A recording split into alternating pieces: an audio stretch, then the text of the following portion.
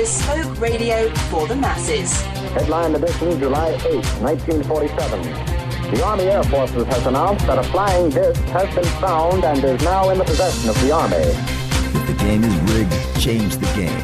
Game changer. I occasionally think how quickly our differences worldwide would vanish if we were facing an alien threat from outside this world. This is Fade to Black with your host, Jimmy Church, on the Game Changer Radio Network and KGRA, the Global Radio Alliance. I need your help to get to the year 1985. You're listening to Fade to Black with Jimmy Church on the Game Changer Network.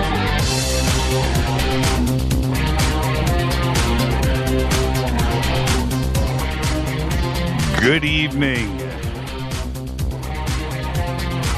Fade to Black, bespoke radio for the masses. Today is Monday, October 12th. 285 days into the new year, just 80 days left. We are live from the City of Angels Studios, right here in Burbank, California.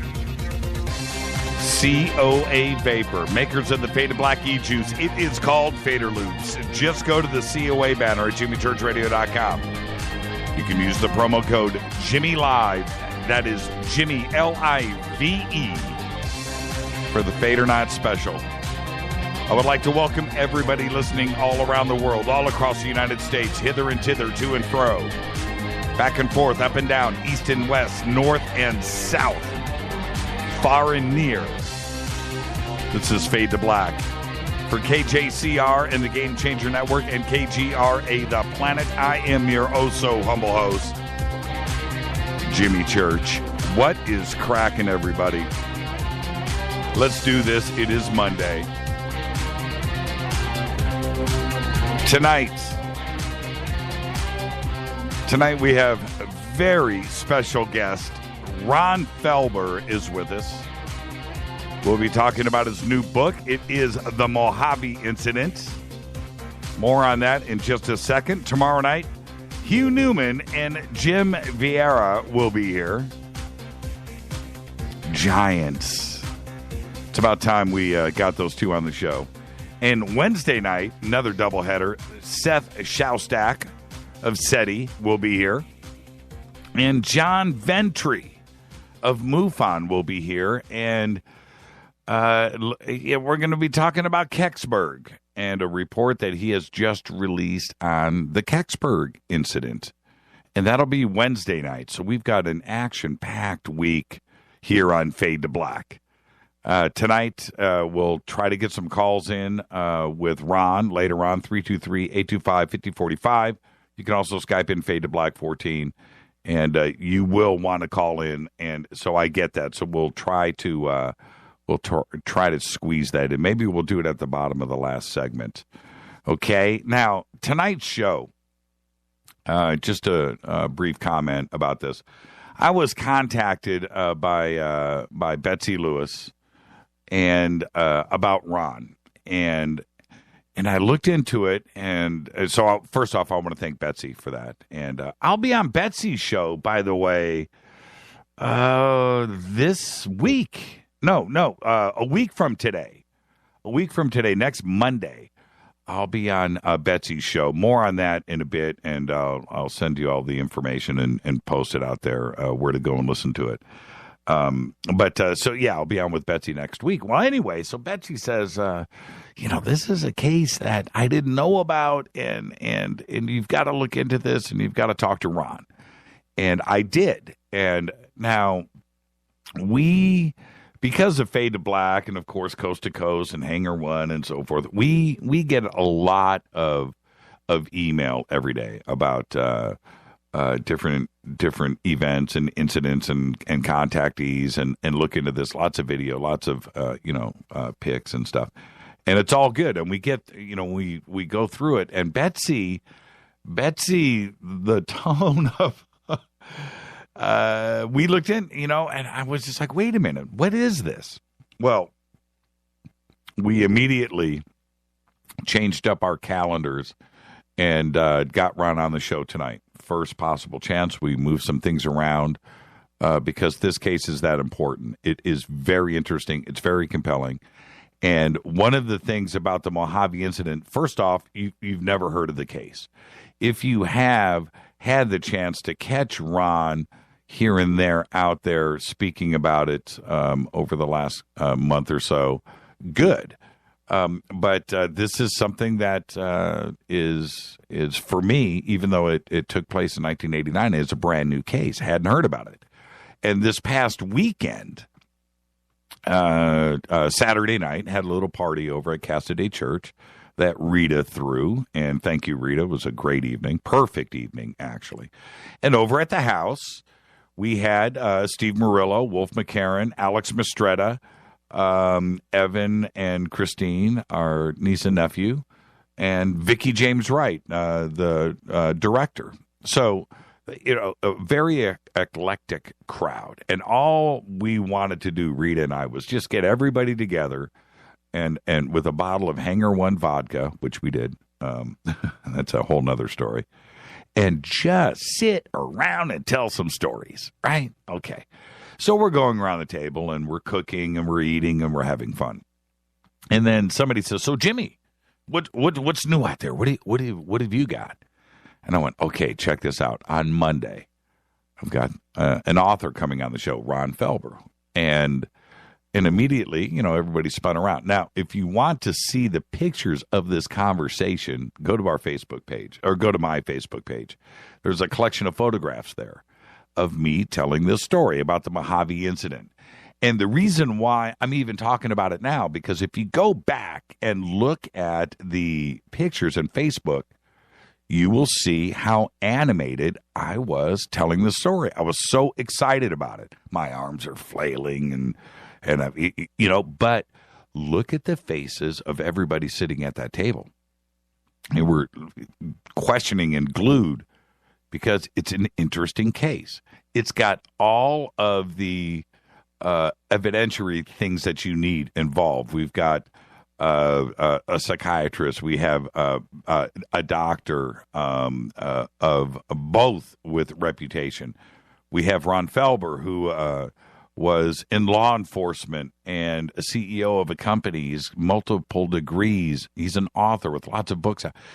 So it's got all of the elements that we need for evidence. Everything is there, and more on that tonight. But so at this little get together on Saturday, I got into it, just describing the events of this case tonight, and we're going to go through it. It is it's going to be one of those nights tonight. Listen, it's got all of the intrigue that you need to get interested. Okay, now as this case comes out, now also you can go to Ron's website, ronfelber.com. Links are at jimmychurchradio.com. The book is there. There's descriptions.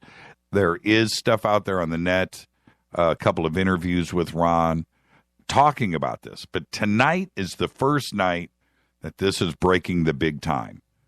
Okay, that's it. This story is going to unfold over, I'm predicting now, over the next year.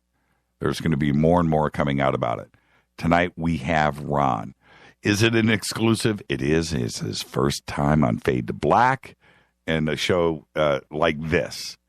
And here we go. Buckle up. Tighten down your safety belts, ladies and gentlemen, because tonight is going to be an eye-opener, and it's going to be great. All right, so with that, let's get this show cracking. You guys ready? Was that enough suspense? Was that enough build-up? Yeah, man, because it is going to be all that. Alien Snowfest, February 5th through the 7th, Big Bear, California. We still have a couple of weeks left on the early bird special, $179. Go to Alien Snowfest. Go to jimmychurchradio.com. Click, go, and get your tickets now. All right? George Norrie, Jason Martell, Tom Danheiser, Stan Friedman, Mike Hanks, Mike Bear, Richard Dolan. myself. It's going to be great. Chase Kletsky. And there are rumors now that Race Bannon is going to be there himself. Yeah, that's what I'm talking about. All right. Today, let's get this show cracking. Today, fate or not, Ziggy is 29 years old. Happy birthday, Ziggy. Also today, he shares a birthday with Hugh Jackman. Hugh is 47. And our dead guy's birthday today is Aleister Crowley. Yeah, that's right. 1875 to 1947. Died at the age of 72. Occultist, ceremonial magician, poet, painter, novelist, mountaineer. He founded a religion and a philosophy, identifying himself as a prophet entrusted with the guiding of humanity into the Aeon of Horus. Yeah, all of that. Wrote the Book of the Law, did copious amounts of drugs, had sex with anything that walked on 2 or 4 legs, and then died broke at a boarding house in Hastings in Sussex, UK. Happy birthday, Aleister Crowley. I had to do it. I just had to. You know why I did it? Because of Ozzy Osbourne. That's why I did it, because that's a really good song. And Randy Rhoads slayed on it. So Aleister is at the front of my brain. There you go. I admit it. All right. But it doesn't change the word of the month. Spoon. Follow us on Twitter at JChurchRadio. Facebook is Jimmy Church Radio. YouTube is KJCR Fade to Black. Everything is Fade to Black or J Church Radio. It's easy enough to go and figure out. Just go right now. Follow, like, and subscribe. You can do everything at our website. Email throughout the show, jimmy@jimmychurchradio.com. Tonight, Ron Felber and the Mojave Incident. Tomorrow night, Hugh Newman and Jim Vieira will be here. Wednesday night, Seth Shostak and John Ventry. New report on the Kecksburg incident. It's going to be great. Call-in numbers 323-825-5045. You can also Skype in Fade to Black and the number 14. I'm your host, Jimmy Church. This is Bespoke Radio for the masses on the Game Changer Network and KGRA The Planet. We'll be back right after this short break. Stay with us.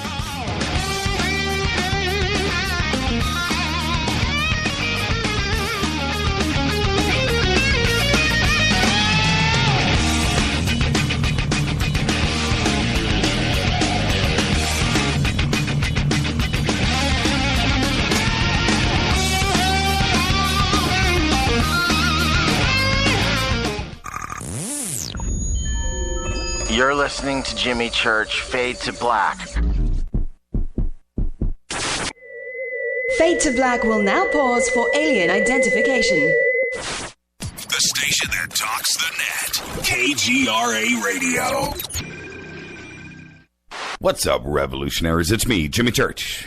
Do you have an IRS or state tax issue? Well, I did, and I called national tax experts. My problems were fixed, done, fini, and man, I got to tell you, it was a relief.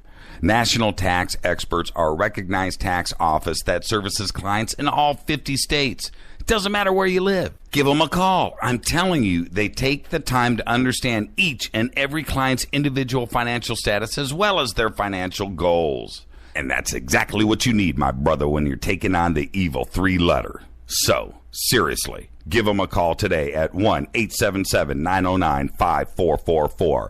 Again, 1-877-909-5444. Or go check out their website, www.nattaxexperts.com. That's NATTAXEXPERTS.com. Tell them Jimmy sent you. 9 out of 10 geneticists agree.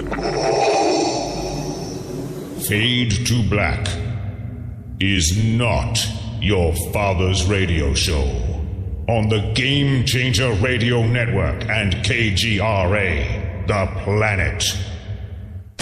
Hi, this is Chase Kletsky with Fate Magazine Radio, and you're listening to Jimmy Church and Fade to Black on the Game Changer Network and the KGRA digital broadcast station, where the Fadernauts rock. Hi, this is Rob Reiner from Anvil, and you're listening to JimmyChurchRadio.com. What's up? I'm Chris. What up? This is Kyle Massey, and you're listening to Jimmy Church Radio.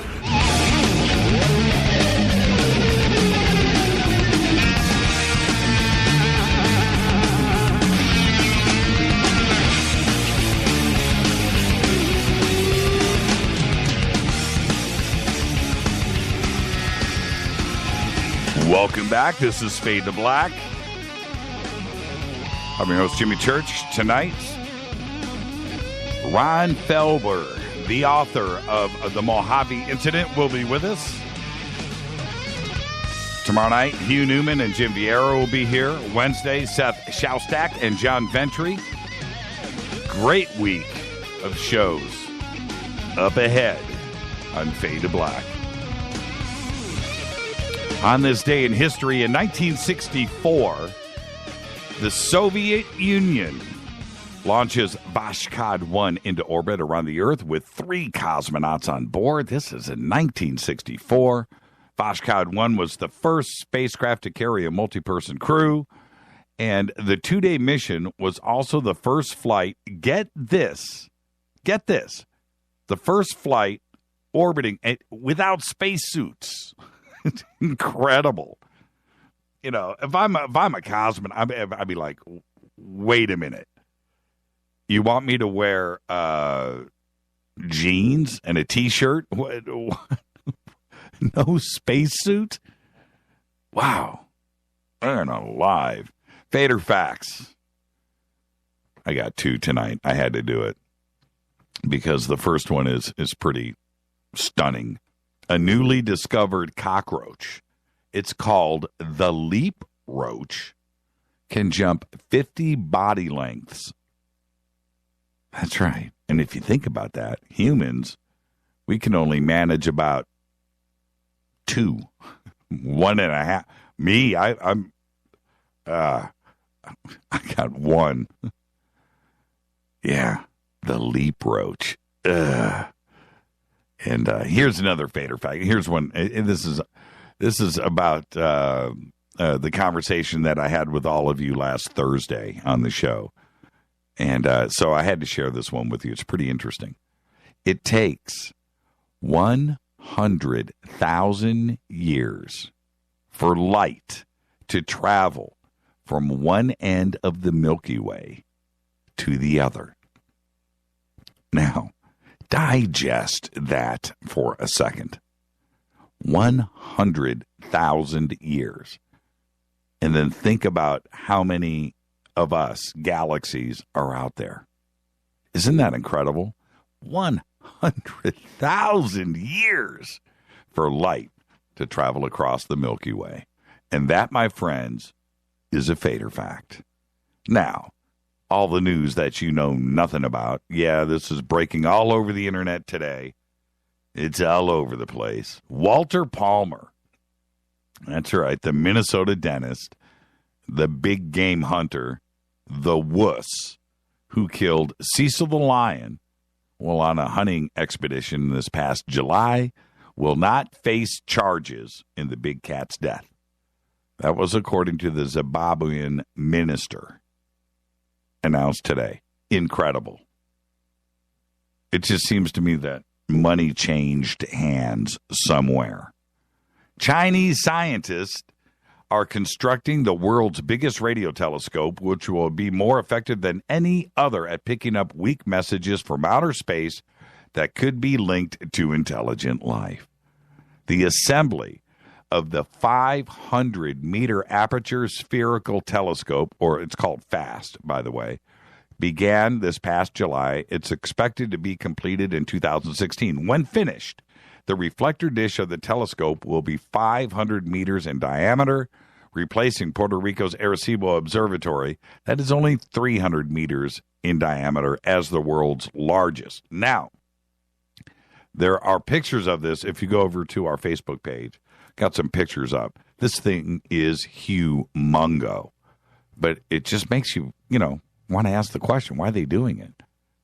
Because they know they need to communicate. That's why. There's something going on out there. 500 meters. It's huge. The biggest tech deal of all time was announced today. The biggest tech deal of all time. And it's with Dell. Dell agreed to buy corporate software and storage security giant EMC. Are you ready? For $67 billion. The deal completes Dell's transformation from a consumer PC business to an IT solutions provider. That's the goal here. That process began when Dell bought Perot Systems for $4 billion in 2009, and then they went full throttle in 2013 when Dell took Dell Computers private. $67 billion. Heard this story all weekend long. It's getting hot. Aerosmith's frontman, Steven Tyler, is suing Donald Trump. Well, not yet. But it is, we're a couple hours away. So hold on. I don't want to say. But he's demanded that Donald Trump stop using the band's song Dream On in his campaign. It's the third time that he has filed a lawsuit against Trump during his presidential campaign. Tyler sent Trump a cease and desist letter saying that the use of the song gives a false impression, I'm quoting here, that he is connected with or endorses Trump's presidential bid. It's the second warning coming from Tyler at the end of August after a rally in Mobile, Alabama. He asked Trump not to use the song. However, the Republican presidential candidate and real estate tycoon ignored the warning. Now, the lawyers of Aerosmith are serious. They said, and I'm quoting here, if Trump for president does not comply with our demands, our client will be forced to pursue any and all legal or equitable remedies which our client may have against you, Mr. Trump. End quote. It is on. I didn't know. This is what's funny with this. I didn't know that would be illegal.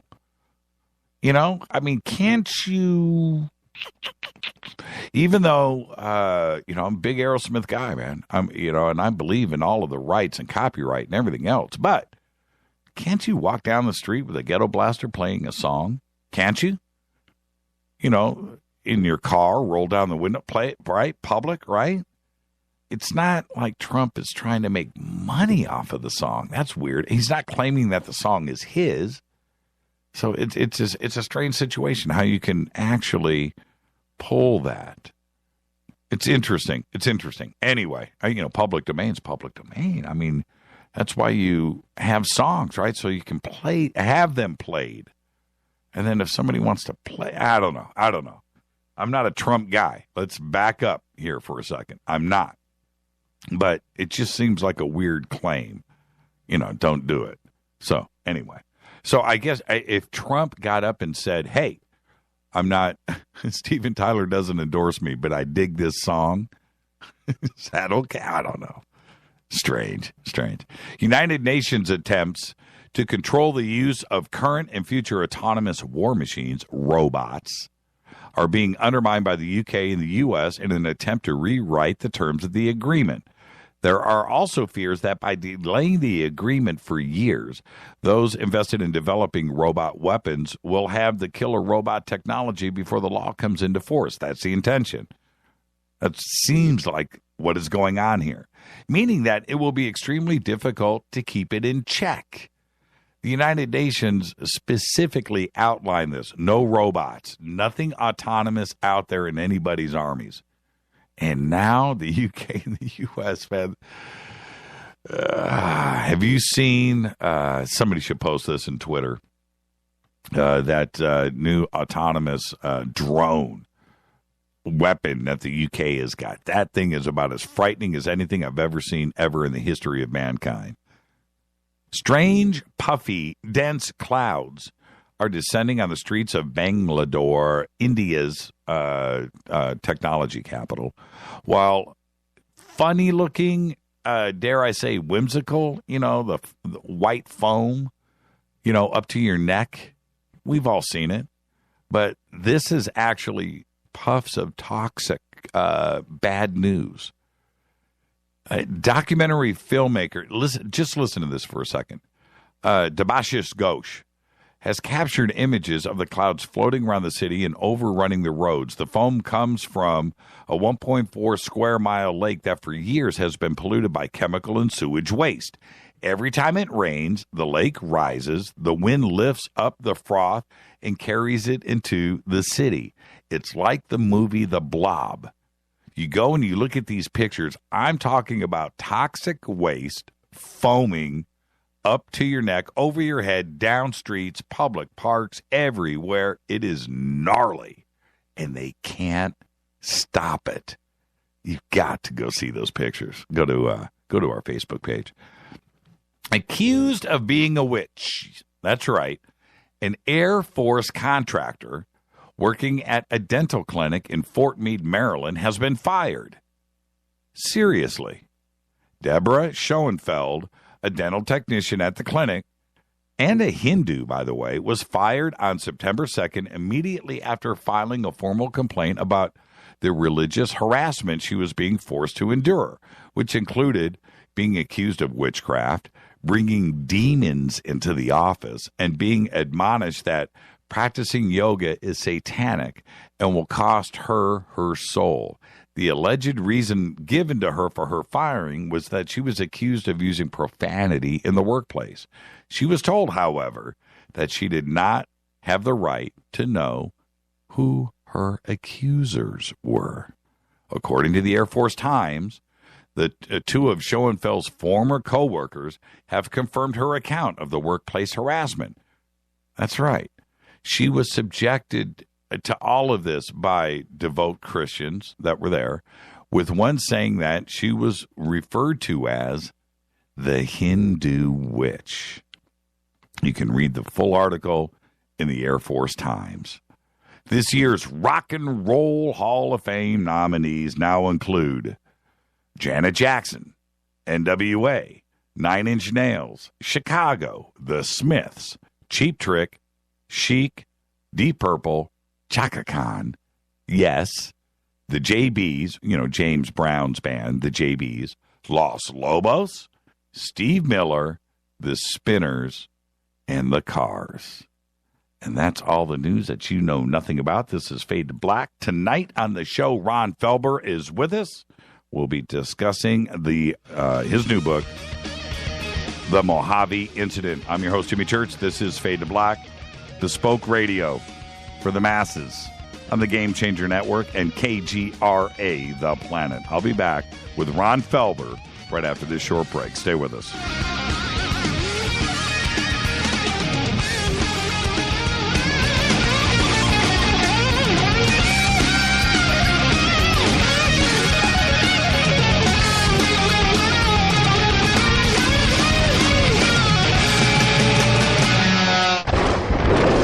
This is Fade to Black with Jimmy Church on the Game Changer Radio Network and KGRA, the Global Radio Alliance. The station that talks the net. KGRA Radio. Hello, I'm Katie, and you're listening to my main man, Jimmy Church, on jimmychurchradio.com. Hi, this is Jimmy Church of Fade to Black. Today, everybody, the Fadernauts and planet Earth is vaping, and I'm very proud to announce our very own e-juice. When we were approached by City of Angels Vapor about Fade to Black e-juice, I wanted to make sure that it was the very best, and that the flavors were something that I could create myself, and we did just that. Introducing Fade to Black Fader Loops. This will take you right back to Saturday morning cartoons and your favorite bowl of Fruity Loopy cereal. Just click on the banner or go to www.coavapor.com. Enter the promo code JimmyLive. That's Jimmy, L-I-V-E, for the Fadernaut special. The website, coavapor.com.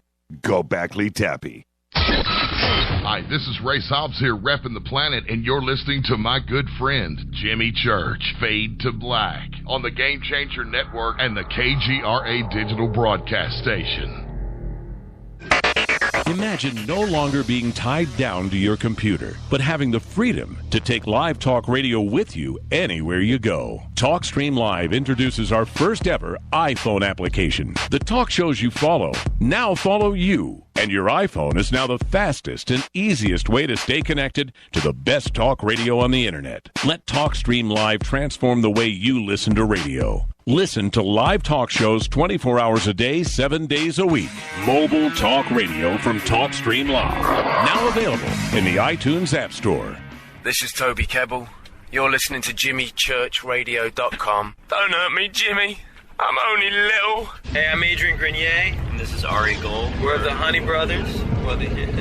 Yes. We are of the Honey Brothers. Hey, I'm Adrian Grenier. And I'm Ari Gold. We're the Honey Brothers.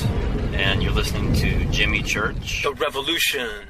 All right, you Fadernauts. Studio Dome has done it once again. A new Studio Dome Fadernaut special. Introducing the Studio Dome Boom Box Bluetooth speaker. It's got a rear-firing bass film subwoofer and dual 52-millimeter main speakers. You'll never listen to your tablet or cell phone speakers again. Just click on the Studio Dome banner, use the promo code Jimmy, and you'll get the SBB for $49 and free shipping. And get a Buddy 4-port USB charger for free. That's a $19.99 value right there. And they'll throw in a Buddy in the box. It's the best deal on the net anywhere. Just go to JimmyChurchRadio.com, click on the Studio Dome banner, enter the promo code Jimmy. Go Beckley Teppy. Church on Fade to Black, across the globe on the Game Changer Radio Network and the one and only KGRA Radio, The Planet.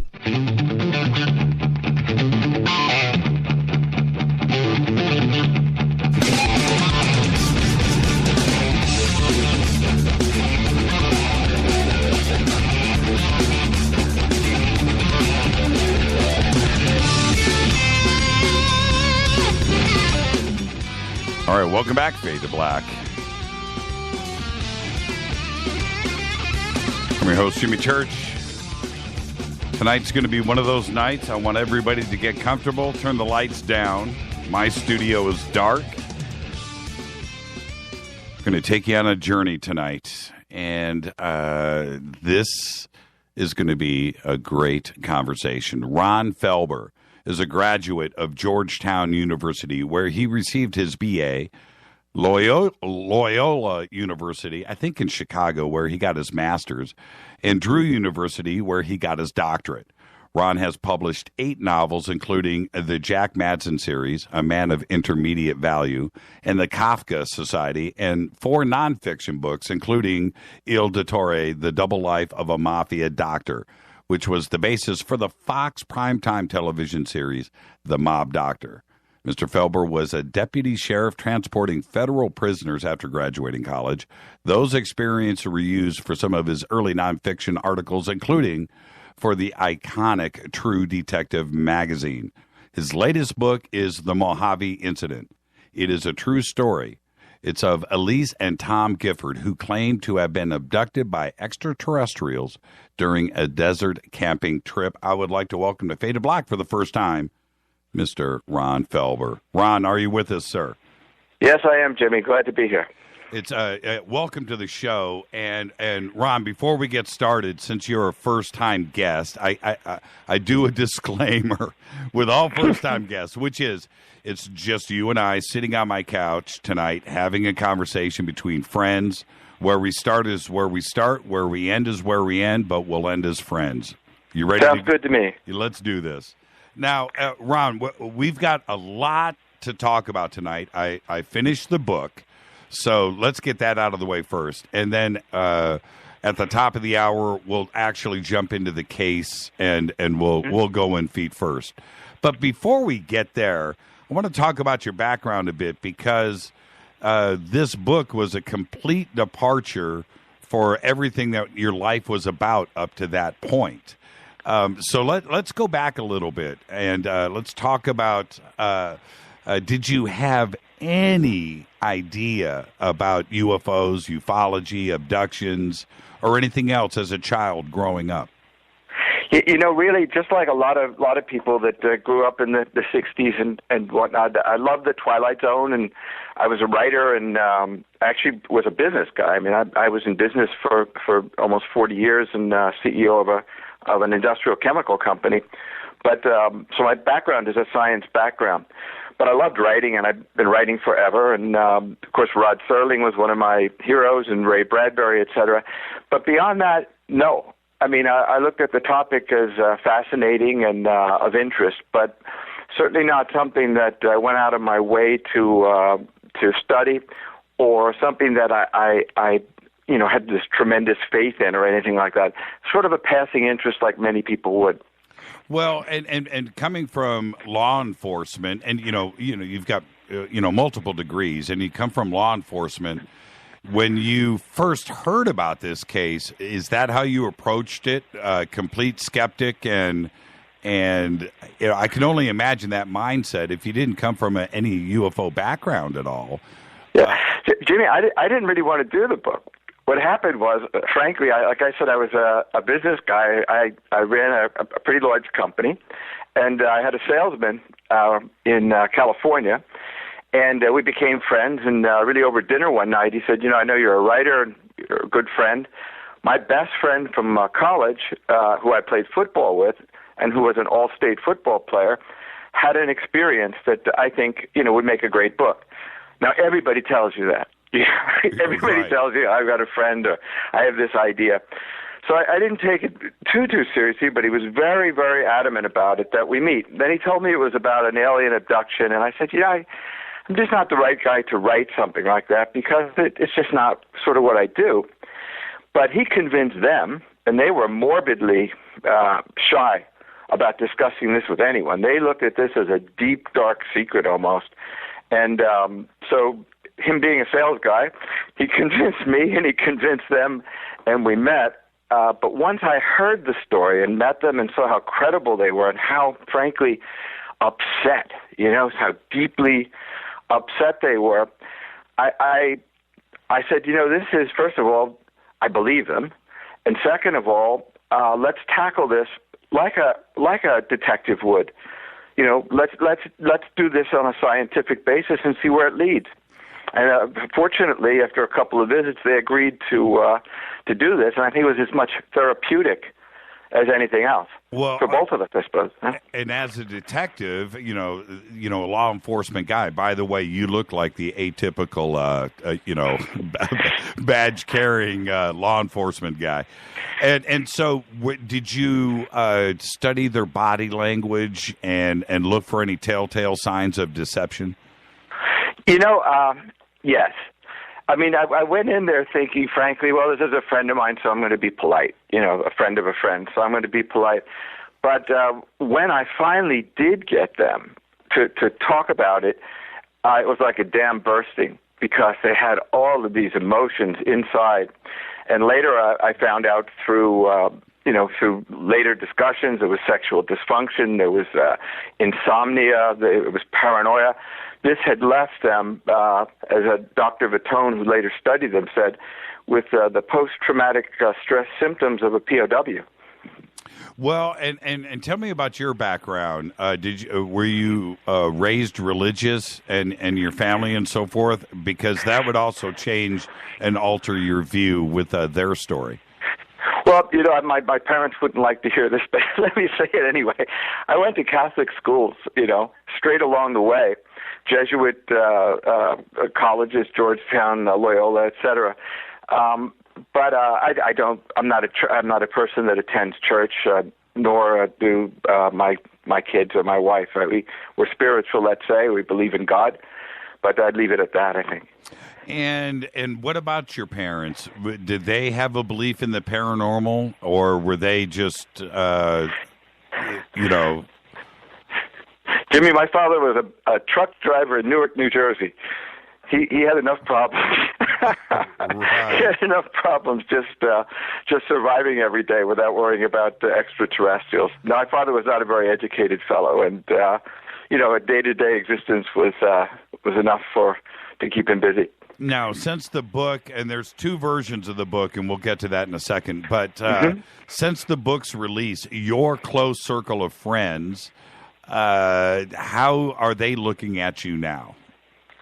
Well, for one thing, they know that I love great stories. So if there's a great story, I'll be interested in it. So they take it to that. But the people that actually read the book and the people that I talk to, not just casually, I think they think, as I do, that this is a significant, almost a significant moment in history, in human history, in an odd way.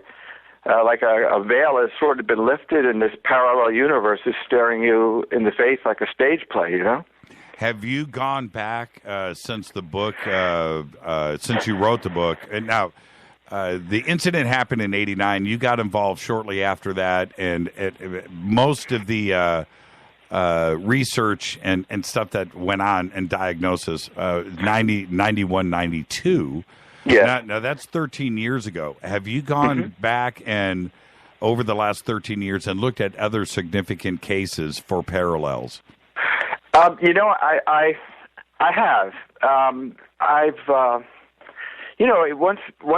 Once you get bit by the bug a little bit, this isn't something that just goes away because it makes an impression on your life, right, and the way you view human existence, I think.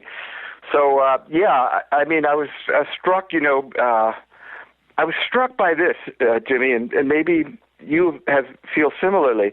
It seems to me, if you look back into the 1950s, late 1950s, when guys were taking photographs of maybe a disc out of an airplane window or something, those kinds of glimpses at UFOs. And maybe then later in the early 60s, I guess, with Betty and Barney Hill and the first kind of hypnosis, retrogressive hypnosis, where there was some missing time, and they had this experience that was uncovered through hypnosis. Each decade, it seems, this curtain gets pulled a little further back, so that now it's not glimpses. You have the Phoenix Lights. Right. Now it's not like a truck driver, a long trip, maybe hasn't slept in 12 hours in Iowa. It's the President of the United States, like Ronald Reagan or Jimmy Carter. So I think these things are getting closer and closer in a very large way. Now, before we start to discuss the case itself, which is compelling as it gets, I want you to present to everybody some of the evidentiary stuff that you have. Tell us about the psychiatrist and the doctor involved, who they are, what their credentials are, and the other stuff that you have, because when you have a case like this, and especially in our community, everybody screams, okay, well, what's the evidence? Great story, but what evidence can you bring forward? So as you started to research and compile stuff and get other people involved, what is it that backs up the story? Yeah. Well, what I did, and I guess I was fortunate in a way. I'd gone to school. A fellow that graduated a little bit ahead of me from Georgetown was a medical doctor named Bernard Vitone. And he's a very bright guy and went to Georgetown Medical School then, and wound up being director of the National Center for Psychiatric Disorders in Washington, D.C. So this was the first person I reached out to, and he agreed to examine them for neurosis, for psychosis, for any mental issues that might have come up, and also to look for consistency, to see if maybe drugs were involved or that kind of thing. Then he referred me to Dr. William Annixter from the Mountains Psychiatric Center in Asheville, North Carolina. And he had worked with the FBI to retrogress, like rape victims or terror, situations where there's terrorism and there's this traumatic event. And let's just say someone is assaulted, and they're trying to remember what the person looked like that assaulted them. Sometimes people black that out of their mind. They don't want to remember it, and so it's difficult to recover. Right. So his job was to make them feel comfortable, to get them to relive that experience, as gently as possible, but then to identify, the features of the attacker or details about the scenario around them. So these were two very, very credible individuals, and both of them, by the way, Bernard Vitone said at the end, highly unusual, traumatizing event outside the realm of normal human experience. And William Annixter called it the most compelling case of its kind he's ever encountered. Beyond that, this was something. These are very, brown shoe kind of guys. Right. And I said to Annixter after, he examined, and we had hours of retrogressive hypnosis and a preliminary examination, and what do you think? And he goes, I believe in Occam's razor, and that basically says that the answer with the least number of suppositions is usually the correct one. He said, I've looked at the possibilities of a warfare exercise, a military exercise, of drugs, or of psychosis, or of hallucinations. And he goes, the only explanation that bears, up to scrutiny is that what they say happened to them, happened to them. Are the, Annixter and Vitone, had they ever dealt with anything like this before, paranormal, ET, abduction, or was this their first foray into something like this? Well, for Annixter, I believe it probably was. For Vitone, I mean, he deals with psychiatric disorders all the time. And in a way, one of the things we even discussed is, what makes the Giffords different from the guy that says he's Napoleon, or that, he had a conversation with Socrates last night and happens to be a paranoid schizophrenic. Right. Well, the difference to a large degree is, first of all, they're sane. Second of all, they're incredibly credible people in the sense that Tom Gifford held a job as a project manager for a major construction company, and, had people building shopping malls and working on very large and expensive projects.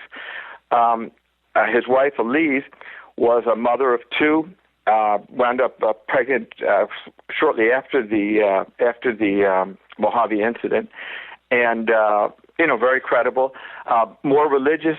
Tom was not a religious fellow at all, and Elise came from a background that was Mormon, but not devout.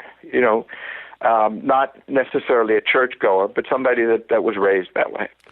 So these are credible people. Is Annixter and Vitone ready for what's about to happen over the next year? I mean, after this show tonight and the other stuff that will be coming out here, I mean, are they prepared for what's about to happen?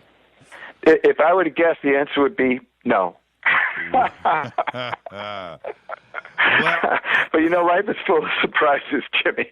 So they're professionals. I'm sure they can handle it. And they were okay with names and the publication of the book and the possibility of reputations and everything else. I mean, not in a negative sense. I'm just saying everybody's going to want to come at them now and ask questions. Maybe I should give them a heads up. Yeah, I think that's a good idea. And I would, if they ever want to come on the show too, we can talk about that later. But if they ever want to come on, I would love to talk to them. Now, what about? Okay, now let's. We have about 9 minutes before break, so let's get a couple of things out of the way. Tom and Elise in the new book. There's two versions of the book. And so the audience, I don't want them to get confused about what we're talking about. We're talking about the same book. It was, it's now been released on a different title, and Tom and Elise are not their real names, correct? That's correct. These are individuals with children, some that are grown, and some that are still in grammar school and whatnot. So the older kids know about it, and the younger don't. And you have the original tapes of the sessions in D.C. and in Nashville, and your interviews with them, and also videotape. I have a videotape of Tom's hypnotic session, and I have all of the audio tapes of my interviews with them, which are pretty extensive. Now, I've read everything is in the book. Well, not everything, but there's a large amount of transcripts in the book, and it's about as chilling and frightening to hear them recount their stories. How does it affect you when you go back and listen to the real stuff? I'll tell you, this is something that it wasn't just me. My wife was in the room, and also, of course, the doctors. But it was like, particularly when Elise was talking, Tom was, nebulous, and he talked, upset, angry, and demoralized, and at some points he'd just say, I want to go home. I want to see my kids. So very sort of dramatic. But the most chilling aspect of the hypnotic sessions were with Elise, who I think was just the more sensitive of the two, the better recorder of detail. But there were moments when it was like Elise wasn't talking, somebody else was. And I tell you that, again, not to be weird, that's just what it was like. Meaning the language was different, the words were incredibly precise. This was like robotic. And again, the words were so pinpoint, and the response is so alert, so intelligent that it was like somebody else was talking. Did you? Again, we're leading up to a break, and I just want to get this kind of stuff out of the way really quick. Sure. Did you go back and do background checks on Tom and Elise, and to see if there was anything else in their history where the storytelling or anything like that? Well, yeah, absolutely. These are, like I said, very credible people, and my good friend who had played football with him had known him for a long period of time, and this was a very stable guy, very stable young woman. Tom had a UFO experience that he never discussed with anyone. He was fishing when he was 8 years old with a friend, and saw an object, and this is where it was a little like Betty and Barney Hill, where they thought it was like following them. They started running. They dropped their fishing poles and started running, and they had some missing time. He never told anyone about that, just him and his friend. But when this happened in the Mojave Desert, and they saw these 9 shining orbs, and really this came crashing back, and from his memory, and it was really jarring to him. Now, reading it reads like a Hollywood movie, in that a screenwriter, I don't think a screenwriter could be this good. Okay, the details and the story, being creative, coming up with something. The best of the best in Hollywood, it would have a hard time coming up with. And I'm being serious.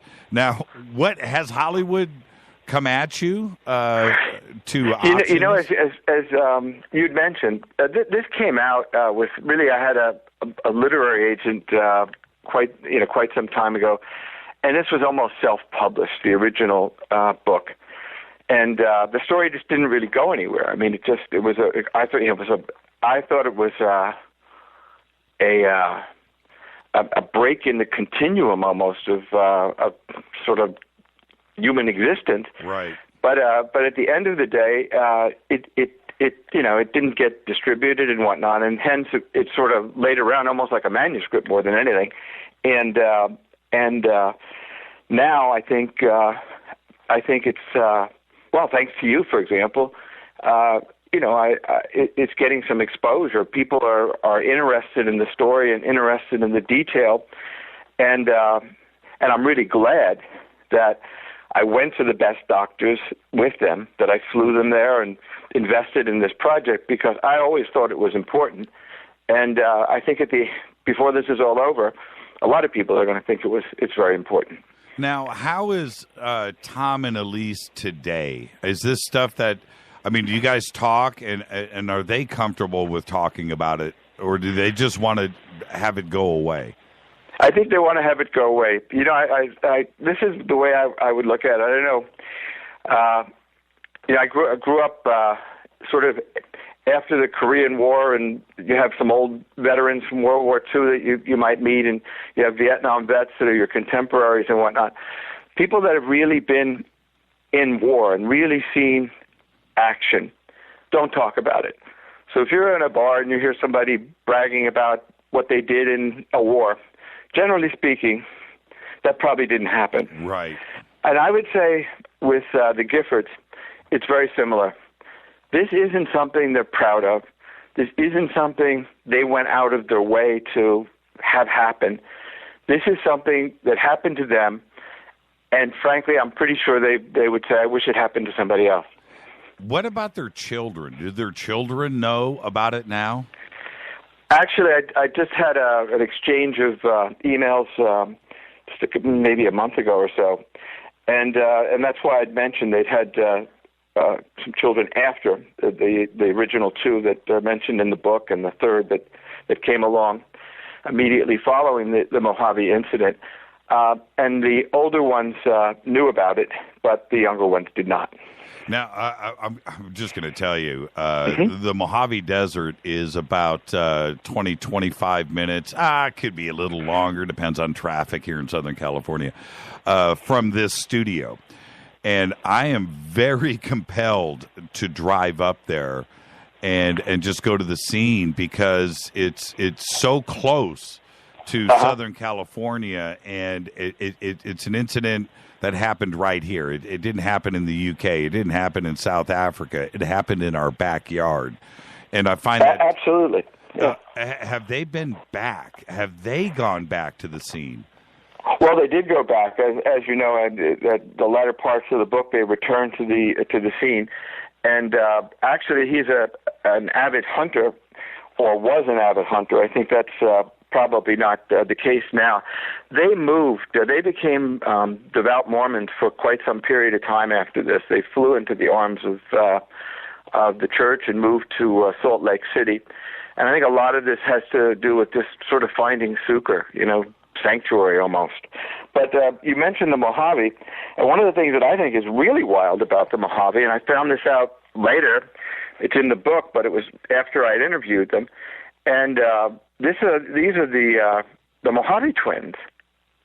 Yes, near the California-Arizona desert near Fort Mojave, there are the Mojave twins, this huge ground drawing that can only be recognized from planes that pass high over the desert. But exactly what they described as one of the types of beings is what the Mojave twins look like, and a lot of the cave drawings in that area from the Paiute Indians 600-700 years ago. Yeah, you have from the Mojave all the way out to the Arizona border, Joshua Tree, nothing but fascinating things throughout history. And it's one of the most majestic and magical areas, in the world, and lots of strange phenomena over the years. So let's go ahead and take a break. Tonight, Ron Felber is with us, the Mojave Incident. Ron, you stay right there. I'm your host, Jimmy Church. And when we come back, we're going to start from the beginning and work our way through it. It's an amazing story. This is Fade to Black. I'm your host, Jimmy Church. We'll be back right after this.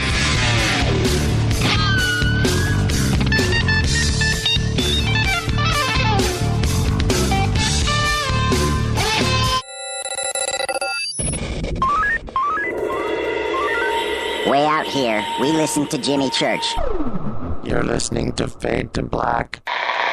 Always on the edge of the hottest alternative talk. Jimmy Church with Fade to Black. KGRARadio.com. ¿Qué tal, mis amigos? Yo soy Mario Carson, el tiburón, y los invito para que escuchen a mi buen amigo Jimmy Church Radio. ¡Claro que sí! Did you ever turn to your radio for your favorite talk show to find that it's been preempted for this? In the air, to deep right center. Back goes Lewis to the wall, and it's out of here! Or this? And I'm ashamed of you, Hillary, for voting for it. Do you have a favorite talk radio program that's not available in your city? Just go to TalkStreamLive.com for links to the best streaming talk radio shows. At TalkStream Live, you will find live talk shows 24 hours a day, 7 days a week. All your favorites are here. With such a large selection, you will also discover some new favorites. On the go and still want to listen? With a mobile smartphone, simply type TalkStream Live on your internet browser. Now you can take internet radio with you. You will also find hundreds of music, news, and sports streams. Best of all, the TalkStream Live directory is free and there's never a login required. Remember TalkStreamLive.com, the fastest route between you and your favorite talk radio show. You are listening to Fade to Black with Jimmy Church on the Game Changer Network. Oi, oi, I'm Reese Evans. You're listening to Jimmy Church. This is Revolution. The revolution will not be televised. The revolution is on radio. Ciao.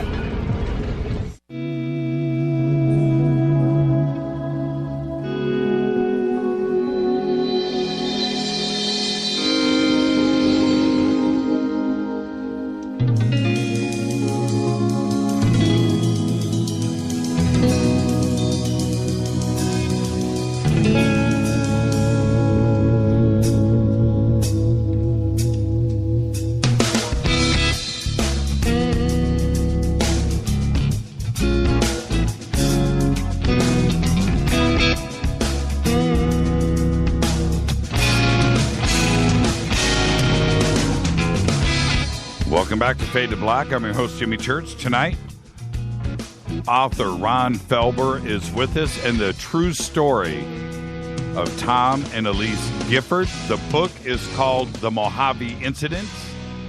And so, Ron, let's do this. Let's go back. The Giffords were living in La Mirada, California, Southern California, south of L.A., and the year was 1989. So let's start there at their house before they hit the road in her parents' pickup truck.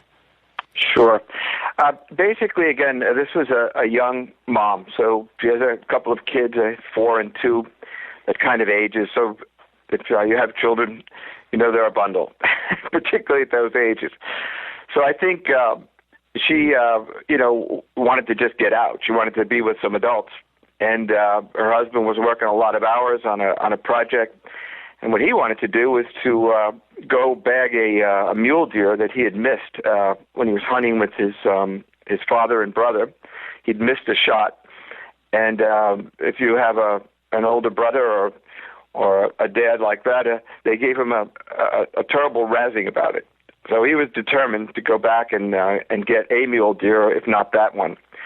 So they had a kind of competing interests here. So what they decided to do was the parents agreed to babysit, and they would go dancing and listening to music at a place called Whiskey Pete, and do a little gambling and have a good time, which was what she wanted to do, just let loose a little bit. And what he wanted to do was get into the desert and get this mule deer. So they did. They went, and they were going to go to Mid Hills campsite. That was the idea. And it turned out the campsite was full. So even though it was dark, he felt he knew the area well enough to get into the desert. But there are no great roads there, and in the desert itself, it's just scrub and sand and rocky, very rocky, rough terrain. And so they did that. But she was always a little nervous about that, because I guess at the time there were Hell's Angels, maybe that there were drug stories and people, that maybe got murdered or raped or whatever, taken out to the desert and bodies found and whatnot. The kinds of things that run through the back of somebody's mind. So she wasn't too enthusiastic about it, but it was an agreement she made, so they decided to do it, and they had the camper where they could sleep, and they went. So they had a couple of steaks. They were roasting marshmallows, as a matter of fact, looking at the sky, and Tom, was somebody that sort of fancied himself good at identifying various constellations. And so, like young people would do, particularly a guy and a woman, they're stargazing, basically. And this was around Tabletop Mountain and the New York Mountain Range and Sema Dome. So these are really rough terrain, almost like another planet, and it's filled with minerals there too. Alumax and a lot of the companies mine rare earth materials there and exotic elements. Some of them used in laser weaponry, for example. So anyway, they're roasting their marshmallows, identifying different stars. He identifies a double star. It's very shiny. He said, well, if that's a double star, this one must be a triple star. And they look and see an incredibly shiny object on the horizon. And then it's joined by 8 other shiny objects. Then they form a configuration of a sprawling M and start communicating with one another in blinking lights, like a kind of coded signals. So now everybody's a little uneasy with this, and he talks about weather balloons, and he talks about, well, maybe it's a military exercise, but, it's unnerving to say the least. But what really becomes unnerving is when they start to drop from the sky. Now there were hundreds of them at this point. Yeah, let me jump in for a second. Sure, of course. He has a sighting of an object just prior to that, right? Before the That's correct. Yeah, tell me about that, because I think that was actually quite significant because it freaked him out. And and she didn't know what he was freaked out about. I don't want to, you tell. Yeah, but actually, no, but that's really a good point. And I didn't know how much detail you wanted me to get into, but that's correct. So basically, he sees behind a mountain, he has this eerie feeling like he's being watched. And he looks up, and to the just hovering above the mountain and to the right of it is a UFO. Now, these thoughts from his experience, 25 years earlier, come crashing into his mind, and of course, he's terrified. And this object actually senses him looking at it, and goes back behind the mountain. So now he knows that something very strange is going on, but he doesn't want to freak out his wife, who's already uneasy. Yeah, they're in the middle. And that's when this sprawling M happens, and that's when these objects start falling from the sky. And Jimmy, if I could, maybe I'll read a very short quote from Tom Gifford about that. Sure, go ahead. Yeah. When we first saw them dropping from the sky, we thought it was some kind of military maneuver, maybe for Operation Desert Storm, but it was too massive even for that. I mean, there were thousands of them falling, then rushing toward us.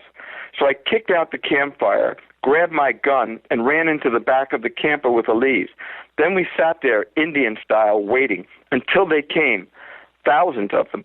Thousands of pairs of tiny red eyes glowing in the dark around us.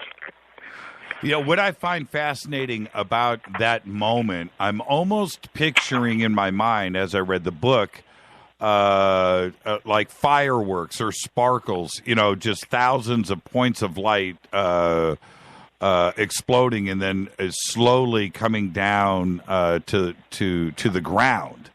Is that kind of accurate? Was it that dramatic? I think so, and what made it even more dramatic is they know that there are no roads, particularly him.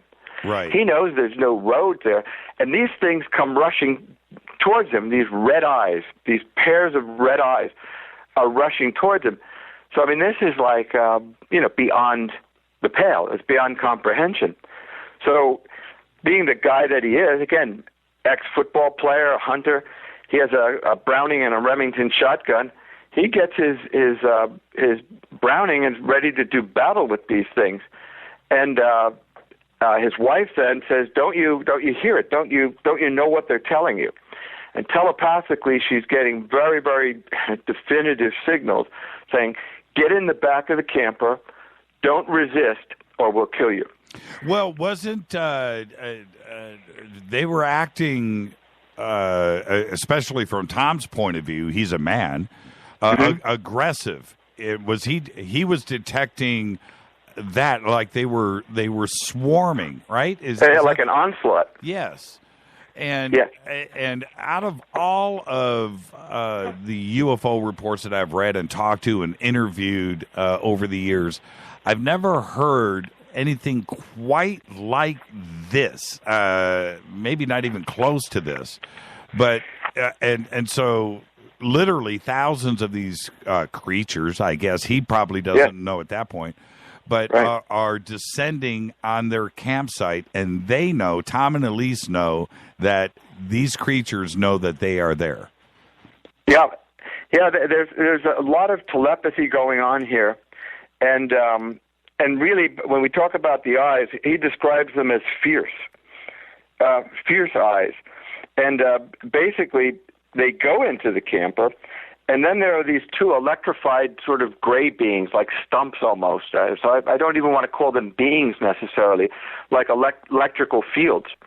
And so if they move forward, these fields move forward. These gray beings or stumpy sort of things move forward, and they get an electric jolt. So that happens once or twice, and he's sitting there. They're not going anywhere. So they were like sentries, like guards almost? Exactly, and these beings with red eyes, and there's almost a realm or an order to this that's very clear by the end of this. But he describes them like gremlins, no larger than 3 feet in height, with the heads the size of a cat's, translucent torsos, and thin diaphanous limbs. The creatures reveled around the camper with boundless energy. Their eyes, fierce and malevolent, pierced the night as a pack of them climbed the branches of a nearby mesquite tree, while others tumbled like child monsters amid the sagebrush and juniper that surrounded the desert wash where they'd camped. "We're going to die," Elise said at last. And I think he describes the red-eyed creatures as nearly being silent as they moved around. The brush didn't actually move; they floated. Is that a good way? That's correct. And basically, what I found so compelling, and still find so compelling, is they're sitting there holding each other. The whole valley is blackened now, and they're pinching. He says, "Pinch me." And she goes, "What?" She said, "Pinch me. Am I awake?" Yes. Are you seeing what I'm seeing? Right. I think so, but explain it to. Tell me exactly what you're seeing so we can compare. Right. And I think that's so real, I would have done the exact same thing, because you're in another dimension at this point. You don't know what's real and what's not. Absolutely. And we're all familiar with our surroundings. We've all grown up. We know what's real and something like this happens, which is completely, off the charts. Just so mind-blowing. Yes. But so then together they held one another, sobbing, as the gremlins frolicked and seemingly stimulated by the wild rhythms of their elevated hearts pounding chest against chest. "What is it? What's wrong?" She looked up to him. He stared over her shoulder, his eyes fixed and dazed. "Are you all right?" That's when they see it, the spacecraft, huge, descending from out of a dense cloud. The object literally capped the valley, then stopped, hovering perhaps 100 yards above the desert floor. The craft was larger than anything they ever imagined could fly, more than a football field in diameter, and shaped like a disc with an elevated dome that rose up from its center. It was encircled by bright white lights flashing what appeared to be coordinated coded rhythms. Together they watched in awe, stunned as the huge craft shot a probe, perhaps 200 feet in diameter, down to the ground, then began transporting objects both into and out of the spacecraft. Yeah, how much time has elapsed from when they cooked the steaks to when the mothership, if you will, appeared above them? How much time has elapsed? Yeah, I mean, the whole event, as I'm just playing it back, back from the start when they describe it to the morning, it strikes me that you're talking about 8 hours or so and 4 hours or so. 8 conscious, 4 recovered when they're actually on the craft. And I would imagine that we're talking about within an hour here. Now, a couple of things happen at this point. Jimmy, could I just make one point? Sure. About that, it's a little bit of a digression, but you had asked what cases I'd seen that were similar to this. You remember Governor Simpson from Arizona? Yes. He had originally, during the Phoenix Lights, really given everybody a hard time, mocked and made fun of the thousands of people that saw these Phoenix Lights. But after he got out of office, there's a great interview on CNN, and it's on the internet. He's interviewed, and he says, I want to apologize to all the people that I made fun of, because really I saw it too with my son. And he talked about it being otherworldly, and he described it as being bigger than a football field. There's a lot of descriptions similar to this craft, but then things start to unfold here that are like nothing I've ever heard before. In my wildest imagination, I couldn't put this together. And one of the things that they talk about, we're going to get to the triangle-shaped mining equipment, if you will, in just a second. But they also say that descending on cables on some type of support off of the craft nine smaller craft. Yeah, that's correct. They're six. Actually, from the disc's underbelly hung six smaller units the size of helicopters and designed like miniature versions of the mother craft that suddenly became visible. And then as these came down to the ground, what happened next? Well, this is really in many ways the crux of the early story. And again, the language is what I found. So, and this is like from tape recording. So, this is like the real language. So, what else do you see? Because they're pinching each other, and they smell this phosphorus odor, this rank chemical odor, like phosphorus or burning rubber, and they decide that it's sulfur. And so they say, "What else do you see?" So they look out of the camper, and Elise sobs, "Jesus, my dear sweet Jesus, dear Heavenly Father, please forgive us for our sins. Take us home and don't let us suffer. Provide for our children who have done no one any harm. Protect them. Save them from this evil," she implored. Then began crying because peering into the camper windows, totally illuminated, was a third type of being. Tom knew immediately that these were the ones responsible for the telepathic messages. They arrived in a group of 9, circling the camper, staring in the windows of its shell like spectators observing animals in a zoo. Taller than the others, they stood perhaps 5 feet in height, with enormous raven black eyes and long spindly appendages connected to an underdeveloped torso the size of a 3-year-old child. And the entire time, the sentries, the two beings at the back of the truck, they're still there, so they can't. They're trapped. They can't even leave. And, that's correct. And now, telepathically, she's getting a message, Elise, about the use of weapons, and Tom is, obviously armed. And what was that communication that Elise was having at that point? Well, basically, get in the camper. Don't try to resist. You have no way of escaping. This is you're ours, and that's really when the psychological torture begins. It's a couple of strange things happen at this point in the story. Well, you know what? Before we get to that, this had to have been witnessed, you would think, by somebody else in the area. How far away were they from the campground? And did they see any other military planes coming by or anything else? And any other humans in the area? It's so funny you should mention that. And, as you ask a question like that, it jars some detail in my mind. As they're at the campfire, they're roasting marshmallows, like I said, and they have these, like, squirrels, these, they call them desert rats, whatever, and they were feeding them. They were throwing, bits of bread to see them scurry around. And, of course, the desert isn't quiet. And all of a sudden, this is what made the whole thing even eerier, and I'm getting back to the campfire and the beginning of this. It was total silence. It was like nothing. There was no sound. And that's really what set the scenario for the objects and everything to. It was like an atmosphere. Well, yeah, because they were interacting with. They were listening and commenting about the noise in the desert and the rats. Yeah, exactly. And they were feeding the rats bread and they were having fun.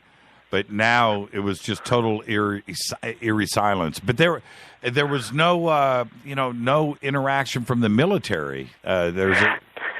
No, I mean, oddly enough, let's look at the Phoenix Lights just for one of another example. I mean, this was happening over the city of Phoenix. Right. I don't know how many people Phoenix has in it, but let me guess, 4 million people. You know what I mean? Right. Where was the military? Right. I mean, the governor is there in a park with his son. I mean, I don't know exactly why things go that way, but of course we both know that many times fighter jets have been scrambled to chase UFOs that are examined on radar.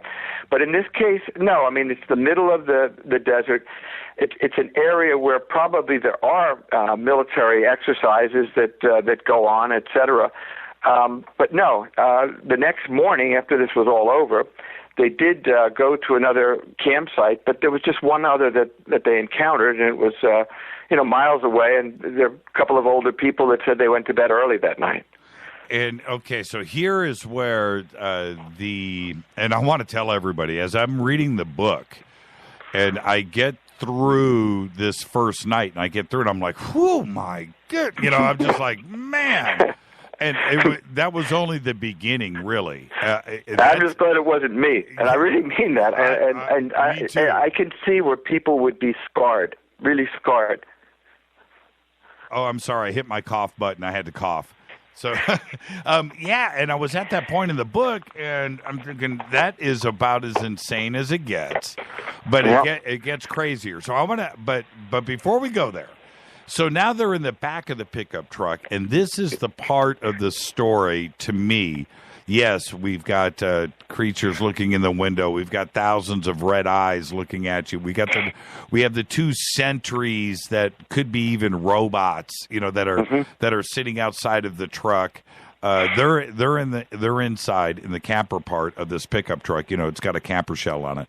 They're in the back, and then the mental stuff starts to happen, and this is the part of the story to me that was the most frightening. So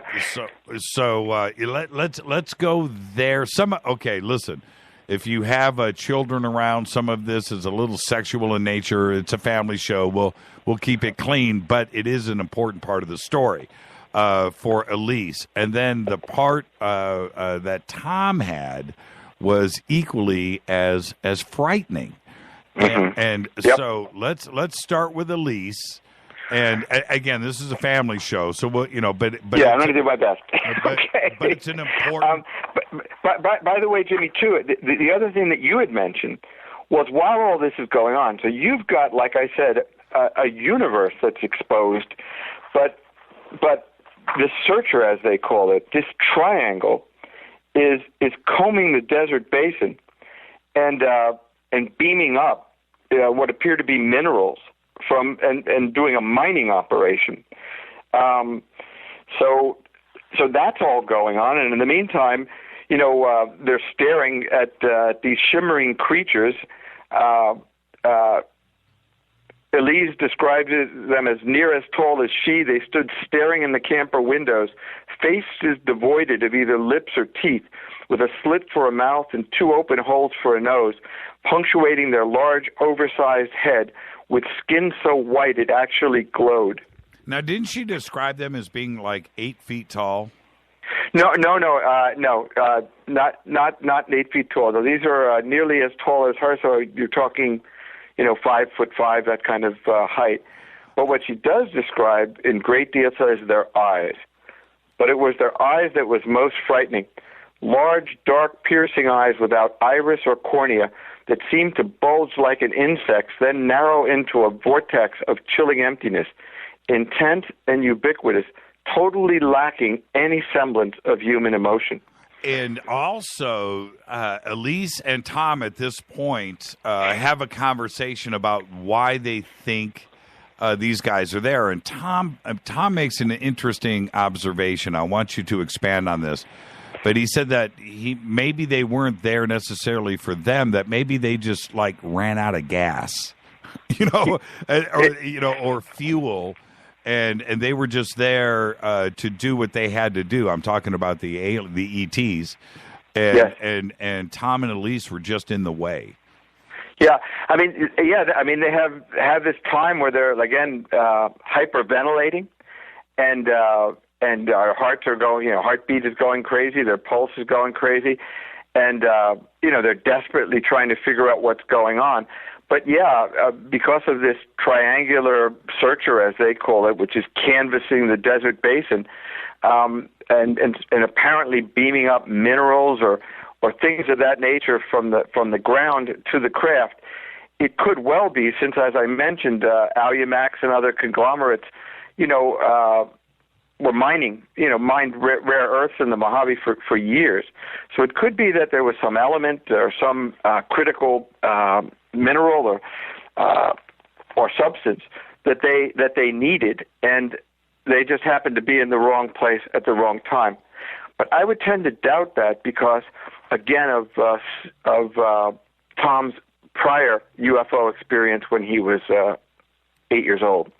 Now the dream sequence of the book occurs for Tom and Elise, and the story with Elise, before you tell it, did Tom know about this? Was this something that she had discussed with other people, or was this something that was hidden inside of her that she never talked about?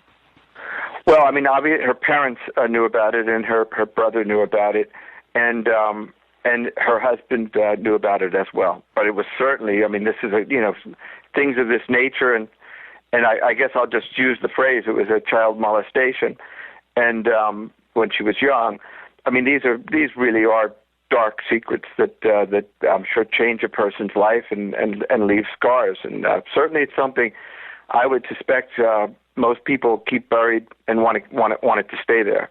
And so the ETs apparently were forcing her to relive this experience when she was like 5, right? Yeah, exactly right.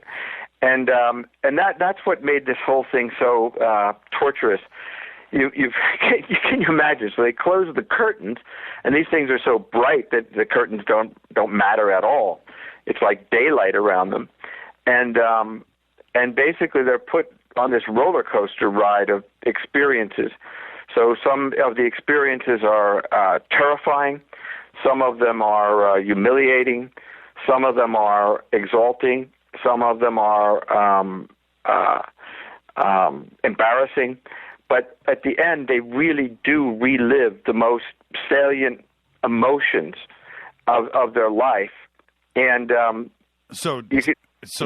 Tom is holding her, and she almost, I don't want to use the word dies at that moment, but she goes into, sleep. And she's in his arms, and he is telling her, don't die on me, don't die on me. But meanwhile, in her mind, she is being forced. These ETs know about this experience and are forcing her to relive this childhood molestation when she was 5, moment by moment. And then, of course, and again, I don't want to get too much into this. And even in the book, I touch on it because it's an important element of things. But then she even starts to look at her husband trapped in this back of this camper as a sort of predator. Right. And of course, you can imagine talk about emotions, the hysteria that revolves around that. And she says it was like they were evoking our emotions and pulling them out of us with a syringe. And we thought we died and were in hell.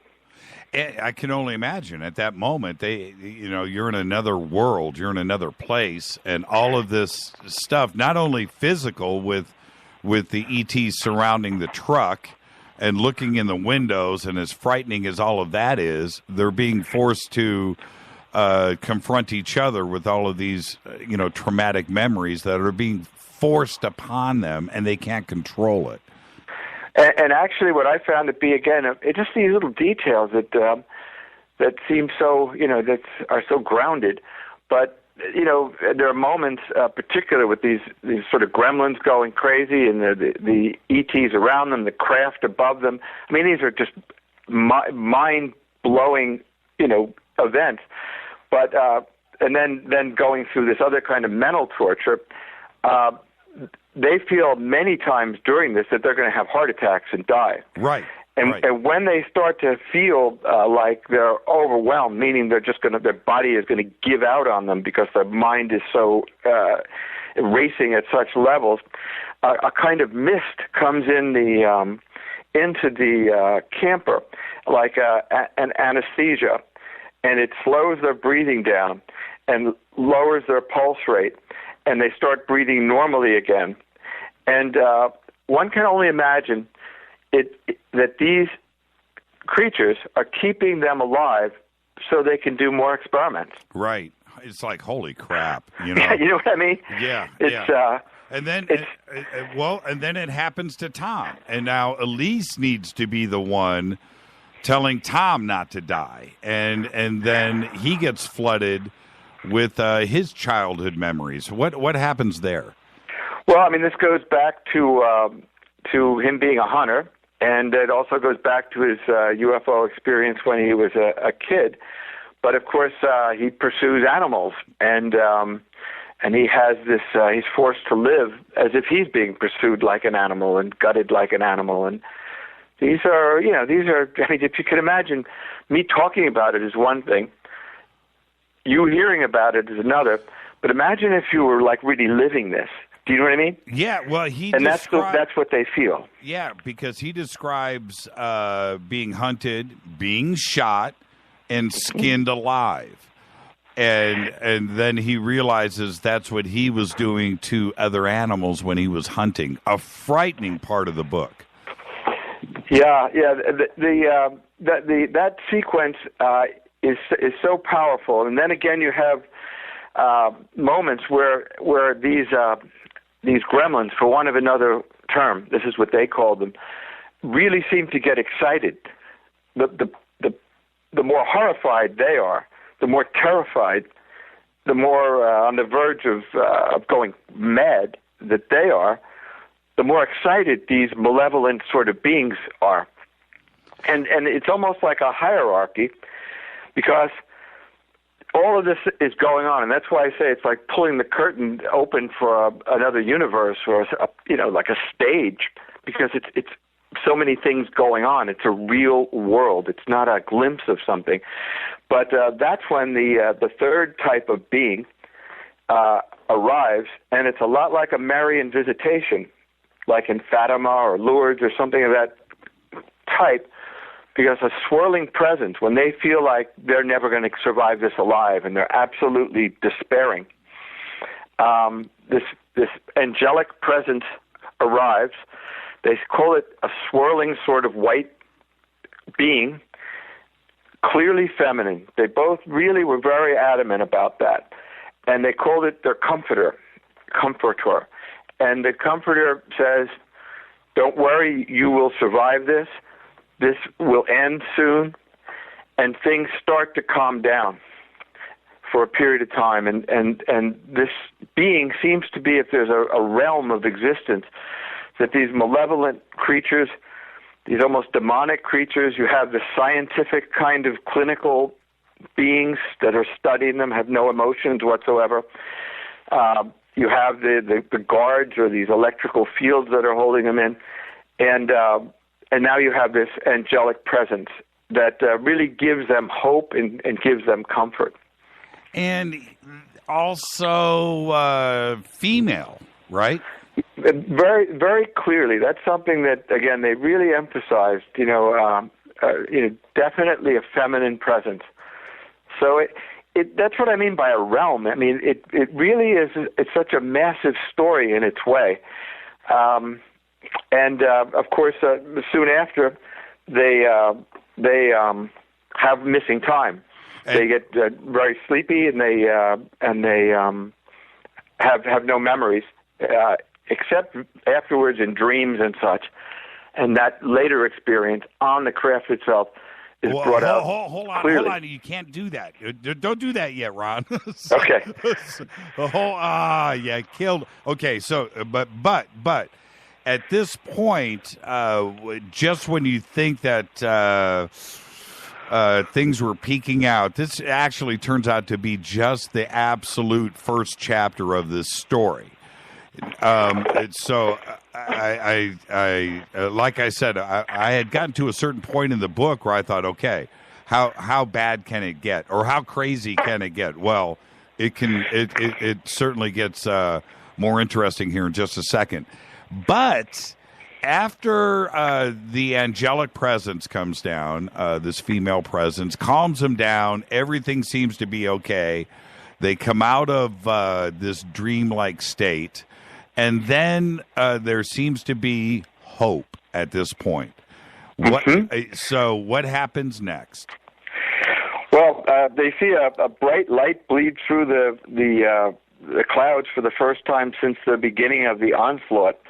And as they'd come, the demonic red-eyed creatures are being beamed up from the outer fringes of the valley until it started resembling the moon, a crescent moon that began swinging like a pendulum. They've given us our moon back, Elise says to Tom. And that was the last thought she'd remember before lapsing into a deep and dreamless sleep. So everything retreats. The sentries, they remain, right? The sentries? Yes. It was really just the really malevolent creatures start to recede. Everything starts to go like in reverse, as if you were reversing a film. The craft is still there, however. They're still trapped in the back of the camper, but they get tremendously fatigued, and they fall asleep. And the triangle mining equipment is still out there in the desert. It's still doing its mining.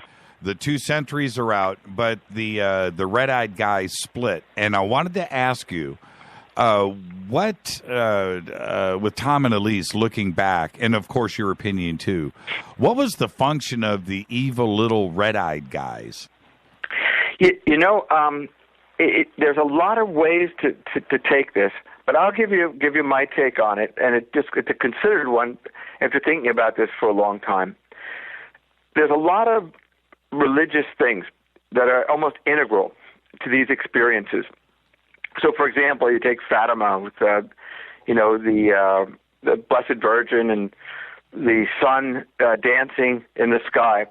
You could certainly say that's a UFO experience, that this is a craft of some kind that these 10,000 people witnessed. So these things are sort of integrally connected. And I think inside people's minds, their backgrounds create like archetypes. And so, for example, if you wanted to scare somebody, you'd probably search their mind for things that were scary. If what you wanted to do, if your end game was to evoke emotions, to study how people react to things, you might use things they're scared of. And so religious symbols become important, maybe as a metaphor, not as necessarily as real.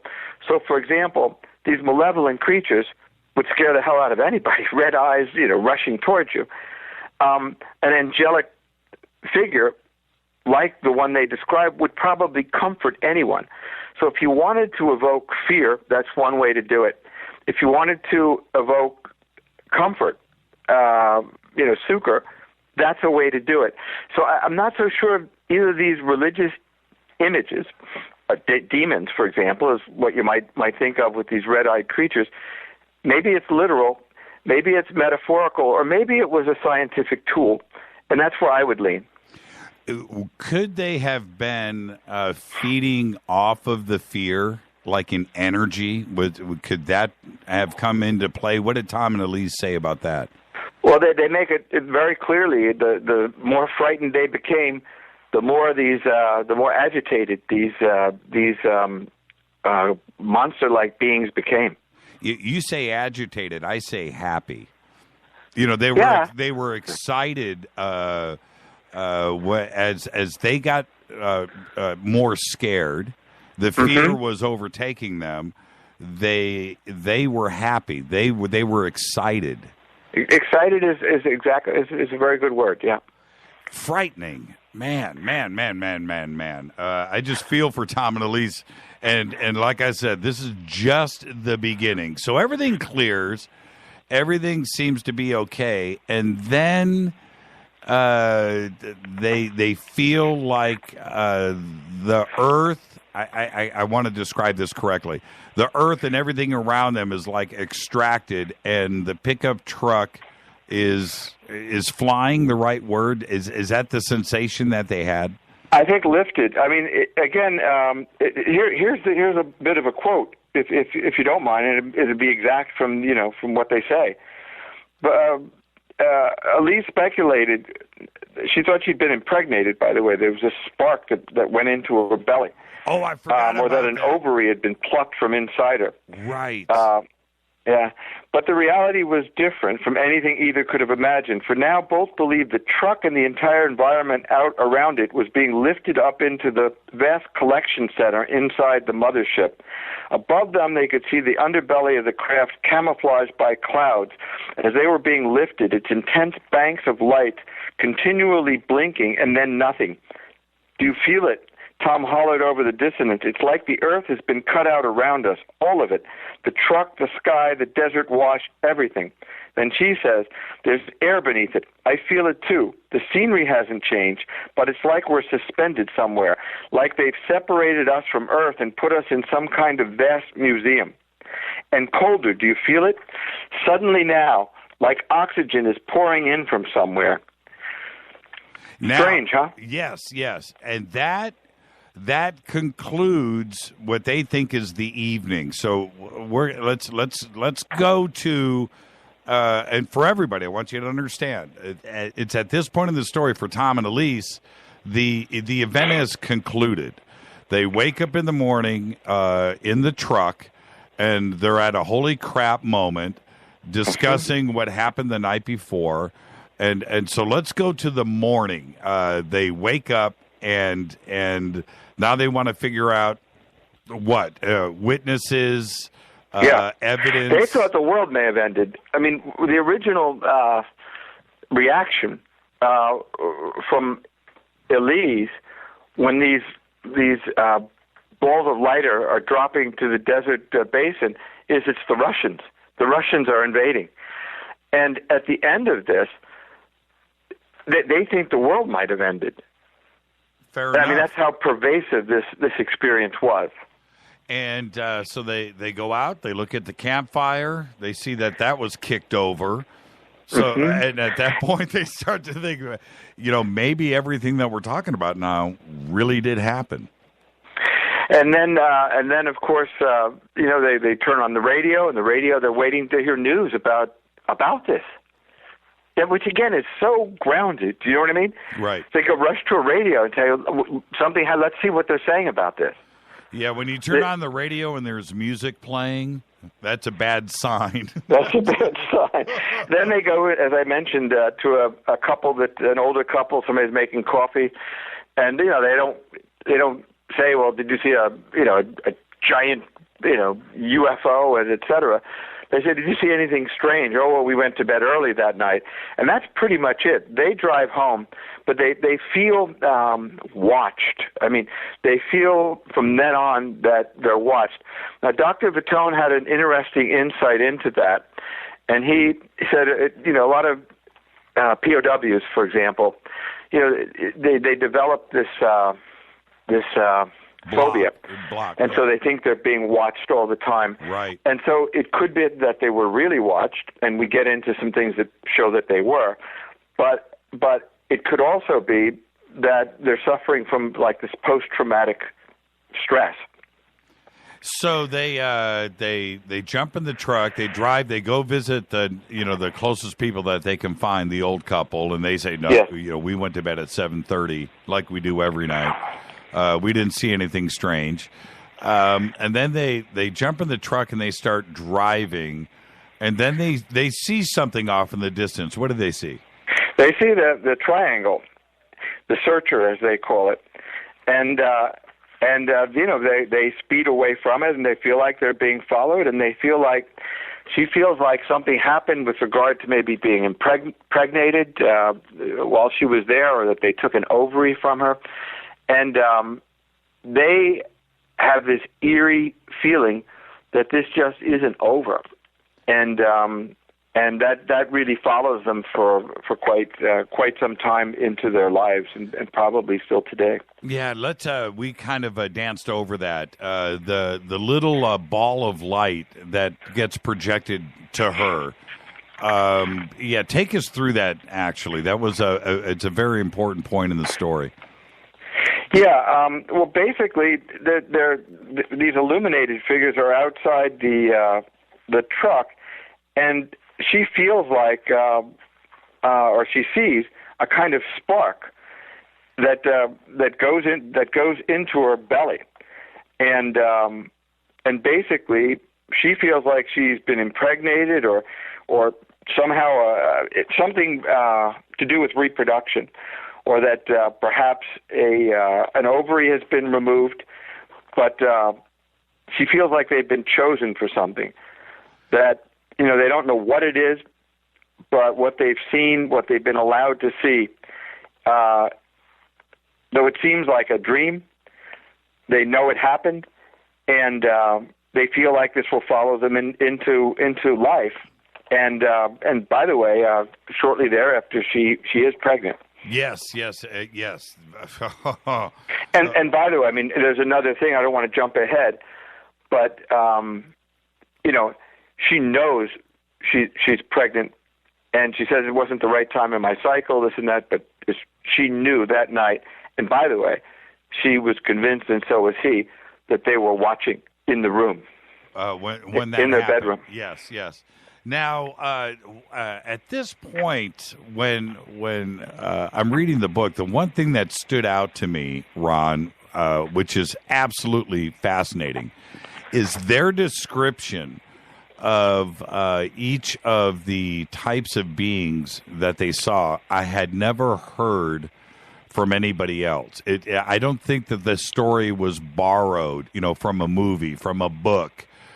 From something else. So. No.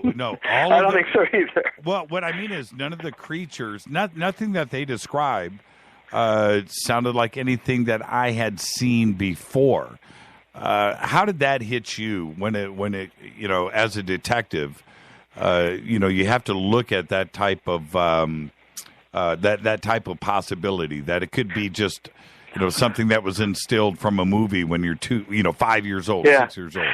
No, I've never heard of anything like this, and what was clear, and what struck me as, again, I don't want to use a word like plausible, but I guess it's the best one I can come up with. What struck me as human, and what struck me as the way existence works, is there was a kind of realm, a kind of order to this, like the gremlins were the minions, they were the lower end of the life form. Right. The illuminated beings were the telepathic ones, the intelligent ones, but they were devoid of emotion and cruel in their tactics. And then there's this angelic presence, and the fact that they're mining, that there's this device, this triangle of light mining the desert basin. It all of these things, if you visualize it in your mind, it's the way life is. Do you know what I mean? Yes, There's a lot of things going on by different kinds of things at the same time. And I tell you, all of that is amazing and frightening. But I'm telling you, the sentries were the ones that kind of freaked me out the most. But, it was really, again, another detail. And this is what I think makes this story not just credible, but important.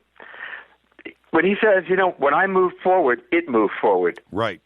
Now, isn't that an image? You know what I mean? Yes. That's not something that you just come up with, I don't think. That's really a concrete thing. I went forward 6 inches, it went forward 6 inches. Do you know what I mean? Yeah, because it was, the description is almost mechanical, devoid of emotion. You're not gonna rap with these guys and get to their good side. You know what I mean? That's not going to happen. That interaction. This is exactly. Yeah, this is something that is mechanical, and it's there doing its job, and it doesn't have a mind, doesn't have a brain. You are going to stay in that pickup truck, and you are not coming out, and I am here to make sure that you stay in line. And that's what makes it so terrifying, because you or I, you're a social fellow, you're a voluble fellow. I'd say I'm a little bit too. You say, well, all right, I can reason with these people. I can, let's talk about this. But this isn't like that at all. So now they drive back to La Mirada. They get out of town. They get on the freeway. She says, let's get on the freeway. Let's get out of Dodge. Right? Let's get out of Dodge. They head back to La Mirada. Now let's jump ahead a little bit. She decides to tell her family. And so she sits down with their parents or her parents, and they have a discussion. And her parents were, I don't want to put words in your mouth, but her parents were almost understanding, but not yet. But it's their daughter, so they're going to want to take care of their daughter. And how did that conversation go? Well, I mean, I think. Like most parents, I mean, they're loving parents, and that's clear. And they both Tom and Elise sort of approached this gingerly, and they had long conversations about whether they'd tell anyone. Right. But they figured they'd start with their parents, because that's certainly the best bet of getting understanding. And I think they got empathy, but they didn't get understanding. And these topics are large ones. And somebody like yourself, I mean, you're exposed to a lot of credible people that talk about these things, Air Force pilots or, commercial airline pilots or astronauts or et cetera, et cetera. So police, whatever. So, you have a groundwork to come get this from. But again, if it's your son or daughter or your son-in-law and your daughter, I think it hits very close to home. And I think you don't want to think this really happened. So, particularly, again, with the background that Elise had. And so, they look for counter explanations. Well, are you sure this? Are you sure that? One thing I did want to mention, too, and I think this is very important, is drugs. So, another thing that the parents could easily have said, well, maybe it was botulism, maybe you ate something bad, maybe there was peyote or this or that. But Dr. Vitone had a very good explanation for that. If, for example, Jimmy, you took LSD and I took LSD, you would have a completely different set of experiences than I would, because it draws from your own imagination, it draws from your own background. We wouldn't be pinching one another, observing the same things in front of us for multiple hours on end. So that was discounted by the doctors. But that's certainly one of the things that the parents brought up. I mean, is it possible that that maybe there was botulism? Is it possible that you weren't feeling well? Is it possible that you misunderstood? And finally, Tom, who is sort of his own man, says, "Look, I'm a hunter. I build stuff. I build shopping malls, all right? I know what a plane looks like. I know what a jet looks like. I know what a helicopter looks like. I know what guns look like. This was nothing like any of that. This had nothing to do with a warfare exercise or misunderstanding Venus or this was so massive that there is no explanation outside of what happened. And I think the parents on both sides struggle. And one of the counter explanations that came from Tom's father was a really good one, who had some exposure to the military. And he said, maybe it was a desert warfare exercise. Maybe you were sequestered. Maybe you weren't supposed to be there, and you were sequestered. And maybe they drugged you. And that is a fair counter-explanation. But it as Dr. Annixter pointed out, it doesn't really hold up in the end. It doesn't really hold up in the end because, particularly once you get the retrogressive hypnotic sessions and the real detail that went on inside the craft. But as they point out, there is no craft the size of a city that any army has that's going to be traveling at great speeds and capping a valley. So they got empathy, but I'm not sure they got understanding, and I think that's one of the reasons they really, folded this story back up inside themselves. And then we're going to be up against a break here in about 3 minutes, so I want to touch upon this before we go to Chapter 2, which is this. As it turns out, the events continue, and it follows them home, and their lives are turned upside down. She's reading UFO books. He's not sleeping at night. His job is stressing out.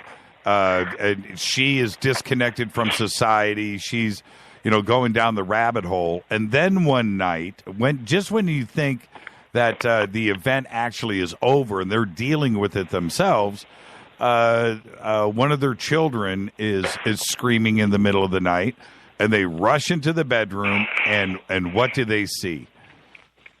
Well, this is one of the more bizarre things. So they're already sort of paranoid, particularly about their children, and their child, Tom Jr., is screaming in the night. They rush into his room, and he's spinning like a top. And this sort of sounds like a demon possession thing in a way. Right. Spinning like a top. So the mother, of course, grabs him, hugs him, comforts him. And just before, as he calms down, they're about to leave, and Mommy, don't leave. And she says, why? What's the matter? Because when you leave, the monsters with the red eyes come. Man. And at this point too, don't both Tom and Elise sort of get that feeling back of communication or the presence of the ETs that they felt when they were in the back of the pickup truck? Oh, big time. Actually, there's an experience, and maybe you want to wait till after break. I don't know. You have to tell me. But we got 60 seconds. Where there's Tom thinks he's dreaming, and there's a very, very vivid description of an alien being in their home. Let's. Oh man. Okay, so when we come back, we're gonna go to the next chapter in the story, and we'll get to that and how everything gets to Ron, because that will start the next chapter in the story. This is Fade to Black. I'm your host, Jimmy Church. Tonight, Ron Felber. The book is The Mojave Incident. I'll be back right after this. Stay with us.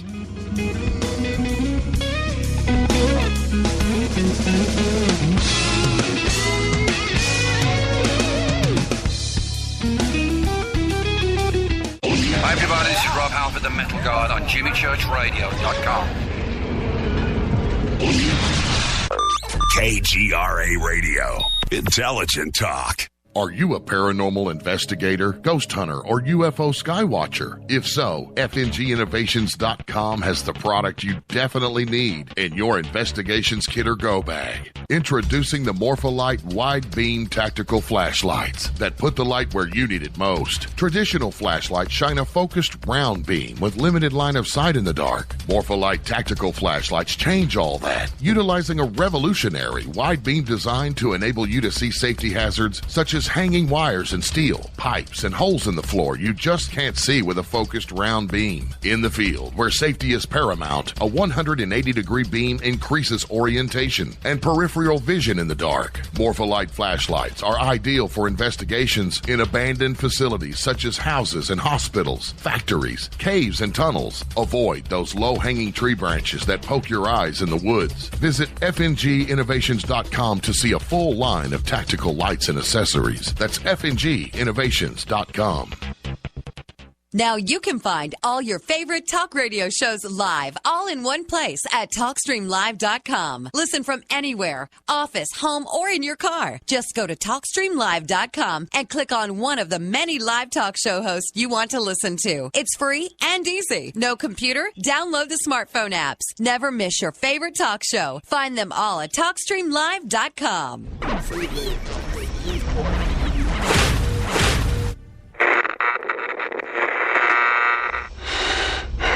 You want to know a secret? I love ponies. I really love ponies. I'm serious. I couldn't stay sane without ponies to brush. Why fade to black? Because you never got that pony, damn it. This is Fade to Black with Jimmy Church on the Game Changer Radio Network and KGRA, the Global Radio Alliance.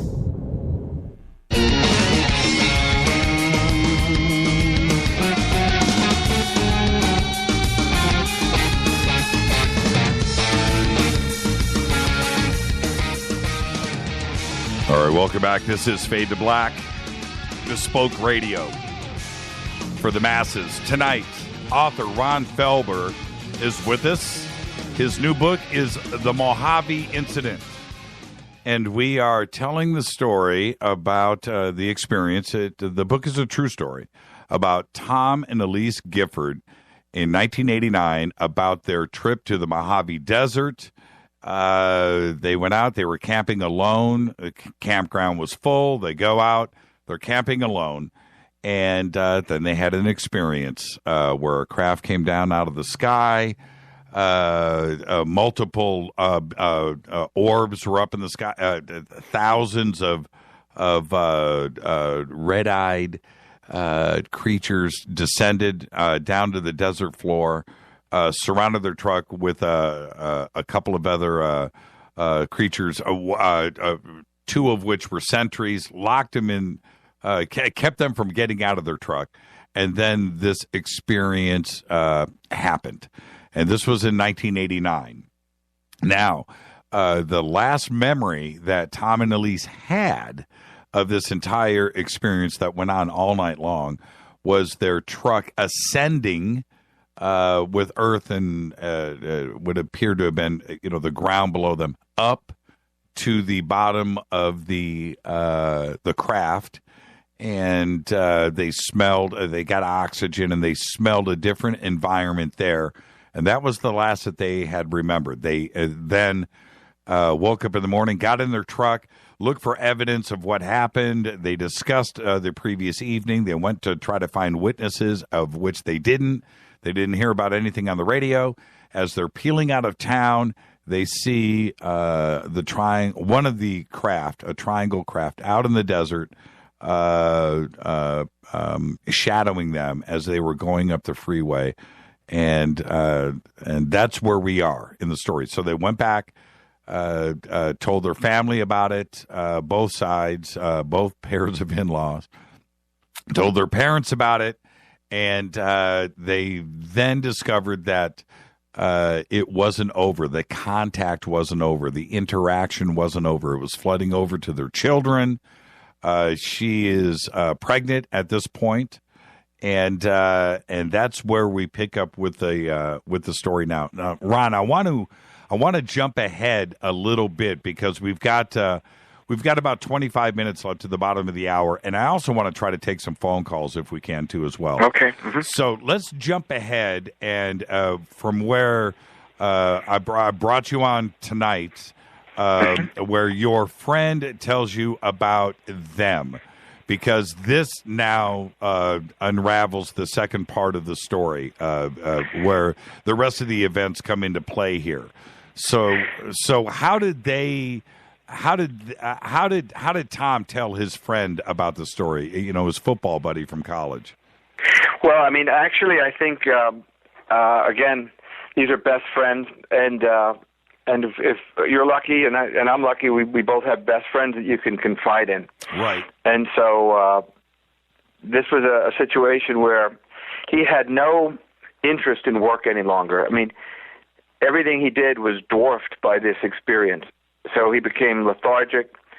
So in terms of his wife, Elise, she became obsessed with reading about UFOs and anything to do with that.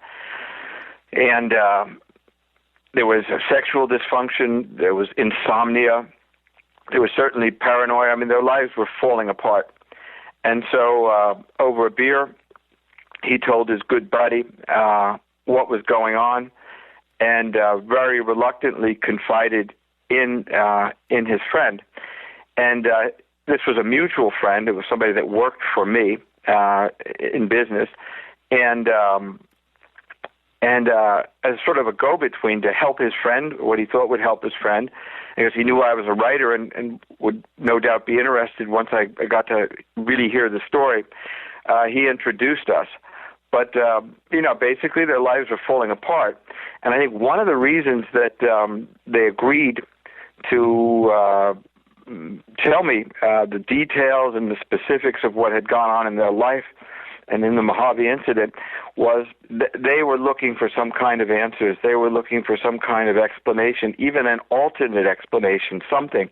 And so the idea of going to a world-class psychiatrist at the National Center of Psychiatry in Washington, D.C., and going to a retrogressive hypnotist, and maybe someone would say, okay, you're crazy. They were just desperately looking for resolve. And so I said, look, I have friends at Georgetown University. These are the director of the Center for Psychiatric Disorders. He will examine you, and I'll fly you there. I'll fly you to Asheville, where you can be retrogressed and get to the bottom of this as to what really happened, because they were having nightmares and terrible dreams, and some of them probably more than dreams, where in one, Tom thinks he's asleep, and he wakes up and sees a white figure, and the description is very specific in the book of what the white creature looked like, waving his hands over, his fingers over, 3 fingers over Elise's face. These kinds of horrifying experiences. So they wanted answers. They wanted, some kind of closure. Were they upset with, was Tom upset with his buddy that his buddy went and ratted him out? No, because I don't think, if you knew this fellow, he's just a good-hearted guy, and you wouldn't think he had his friend's best interest at heart. And by the way, all Tom had to say was, "No, I'm not interested." Right, of course. Okay, so when you present these options in front of them, they had to travel to Washington, D.C. They couldn't do this over the phone. Were they okay with that?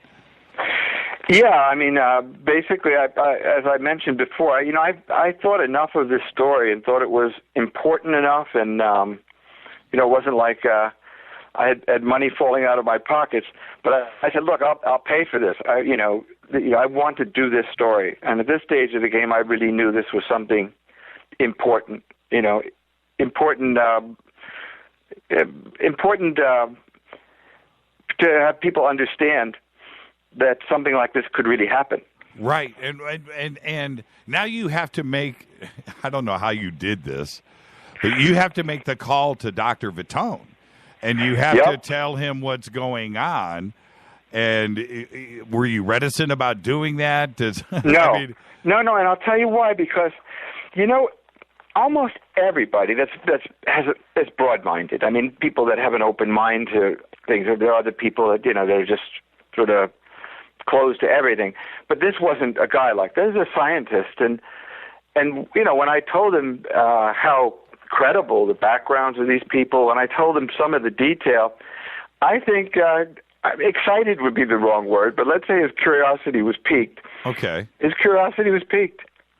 And so that's it. You guys go to Washington, D.C., and I have to say, when I have to ask, when you guys first get to Dr. Vitone's office, who is, accredited, major, Washington, D.C., everything is in play here. But now you bring them into the office. And how did that initial meeting, how did that go? For both Tom and Elise and for Dr. Vitone? And for you, too, for that matter. Well, I was excited about it because I wanted to get the bottom of this, too. If there was something organically wrong, if there was some psychosis, if somebody had a brain tumor, if somebody, okay, fine. You get an answer. So I was, like a detective. I wanted to solve the case, And from Vitone's point of view, he's his bedside manner is incredible. And, again, he's dealing with people that generally have problems. And so he's a master, really, at making people feel comfortable and at home and unthreatened. And how long did the meeting last? Several hours. Several hours in the morning, and then we went back in the afternoon to recap. Did you record everything? No, I didn't. I didn't at that point. I recorded all of my discussions with them, but this was more private and personal than I wouldn't have felt comfortable saying, let's record this. And which is exactly my next question. So was there a certain amount of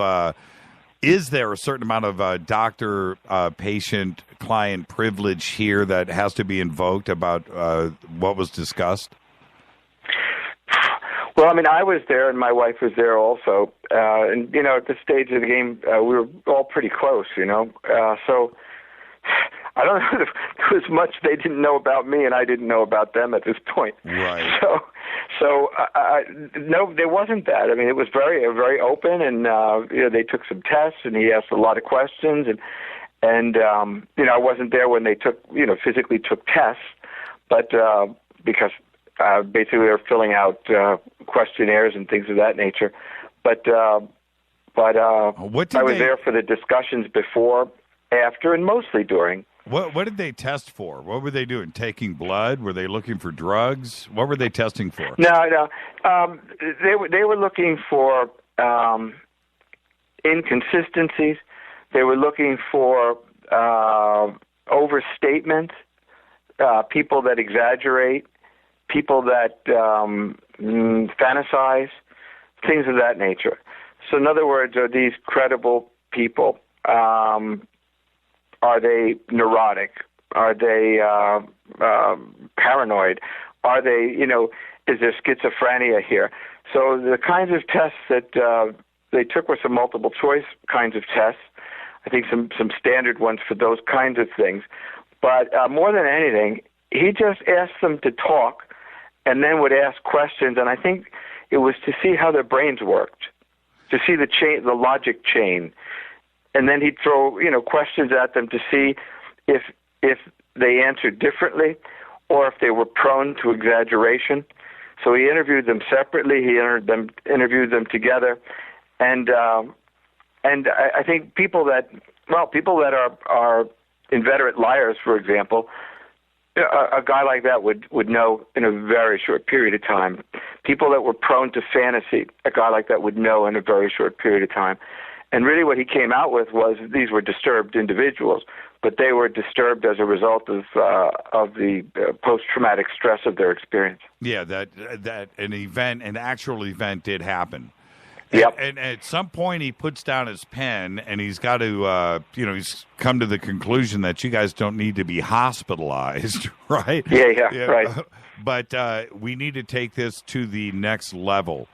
And did he at that point, did he think that maybe they needed to be regressed, that maybe that there was something else, the missing time, was that discussed? And how did it was? Yeah, how did Asheville come up as, I guess, Yeah. Well, basically, he said, "Well, tell me about your memories," and he was pretty well versed on this story and had listened to some of the tapes prior to, so he knew the story. But particularly Tom would talk about, I know that there's information there. I just can't get at it. And in dreams, I see these white figures around me, and I remember fighting, and I remember bright lights, and I'm struggling, but I can't get beyond that. And then actually, Elise would say there are things they don't want us to remember. And so and he said, well, do you want to remember? Do you want to know what happened? And clearly they did. And so he said, well, I have a colleague that's in Asheville, and let me check. But I think he'd probably be willing to discuss this with you. And he's a retrogressive hypnotist, and that's what he does. And he can take you back to that time, and we'll find out exactly what happened. So now you go to Asheville, and let's jump ahead. We have about 13 minutes or so left. So now you're in Asheville, and the regression therapy starts. Is your wife with you at these sessions? Yes. Okay, so you have witnesses. It's always good to have somebody there. Sure. When you're regressing. So the story now, the empty part of the missing time starts to come out, and they are regressed at the same time. Do I have that right? Actually, they were regressed separately and then together. Separately, then together. Who went first? Mm-hmm. It was Elise that went first, and then Tom. Okay, so let's, for brevity's sake, let's go into Elise's recounting of what happened after the pickup truck gets lifted. Yeah, basically, I'll start. It's difficult to get to a proper moment, but let me. So he asked, "Are you alone, Elise, except for the white being?" Then what? Then into the room with the silver table. That same light is in the hallway, and one big round white light. How did you get on the table? It lowers. I sat on it and laid down. No pillow, no blanket, and it didn't hurt. She keeps saying that, and it didn't hurt, which again I find very real. Right. How did you know what to do? I just knew. I knew. He can tell me with his mind. No words. He puts ideas in my head. Is he communicating with you now? He can if he wants. Are you being watched now? Elise's head was angled toward the ceiling as before, eyes closed, still directed at a solitary spot. They know what I'm doing by probes. The three observers in the room, hearing every syllable of what was being said, gasped. Annixter had done it, broken through one of the barriers that separated us humans from them. And she keeps pulling then at her neck, the right side near the jugular. What does that mean? She felt the side of her neck, running her fingers along the flesh. I can see you touching your neck. What does it mean? That's what they shot into my neck that time on the table with the silver wand. When you say they're watching you with probes, what do you mean? She spoke with absolute conviction now. Tracking device, put inside me. That's how they know where I am and how to communicate. How do you know that? I don't know. Is it something you're fairly certain of? Yes, I'm certain, she said without hesitation. Now, these questions have been popping up in Twitter all night. I've been telling everybody we'll get to it. This is the point where she says she has an implant in her neck. Yep, correct. And that's how she found out that's how they've followed her back to La Mirada and knew about her thoughts and were able to follow the family around. Exactly. Has there been any exploration about this implant? Has she had that checked out? Has it been removed? Does she still have it? It hasn't not been removed, and really by the end of this, I have to tell you, these were excruciating sessions, and the whole process of this was really, I think, tough for them, and at some point in time, I think they just wanted to stop. And you were allowed to question Elise, too, as well. Yeah, absolutely some of the most incredible dialogue, I've ever seen, and maybe you'll have to tell me if you've heard something like this. Annixter asks her, Elise, do you have any idea what these beings want or why they're here? So now she springs up in her chair. She's suddenly animated. Her voice isn't soft and emotional like before. It's clipped and very direct. They want to make contact with the population. Tom and I are specimens, imperfect like the human race. When we're ready to communicate with them face to face, then possibly the world will be too. They have to study our reactions so they know how to approach us. They don't have emotions like ours, so they need us to teach them. They need to understand humans. Do you have a sense as to who they are or where they come from? There are 5 galaxies. Theirs is the next closest. In order for all 5 galaxies to work together one day, they have to start, and they're starting with us, so we'll be united galaxies. What else do you know? Annixter asked. I know where the universe ends. Is that something you can put into words? Our universe ends where theirs begins. Our universe ends when all its matter stops mattering to us and starts mattering to them. Of course, everyone in the room then was like stunned because all of a sudden, Elise Gifford now is on the edge of her seat, like vibrating energy.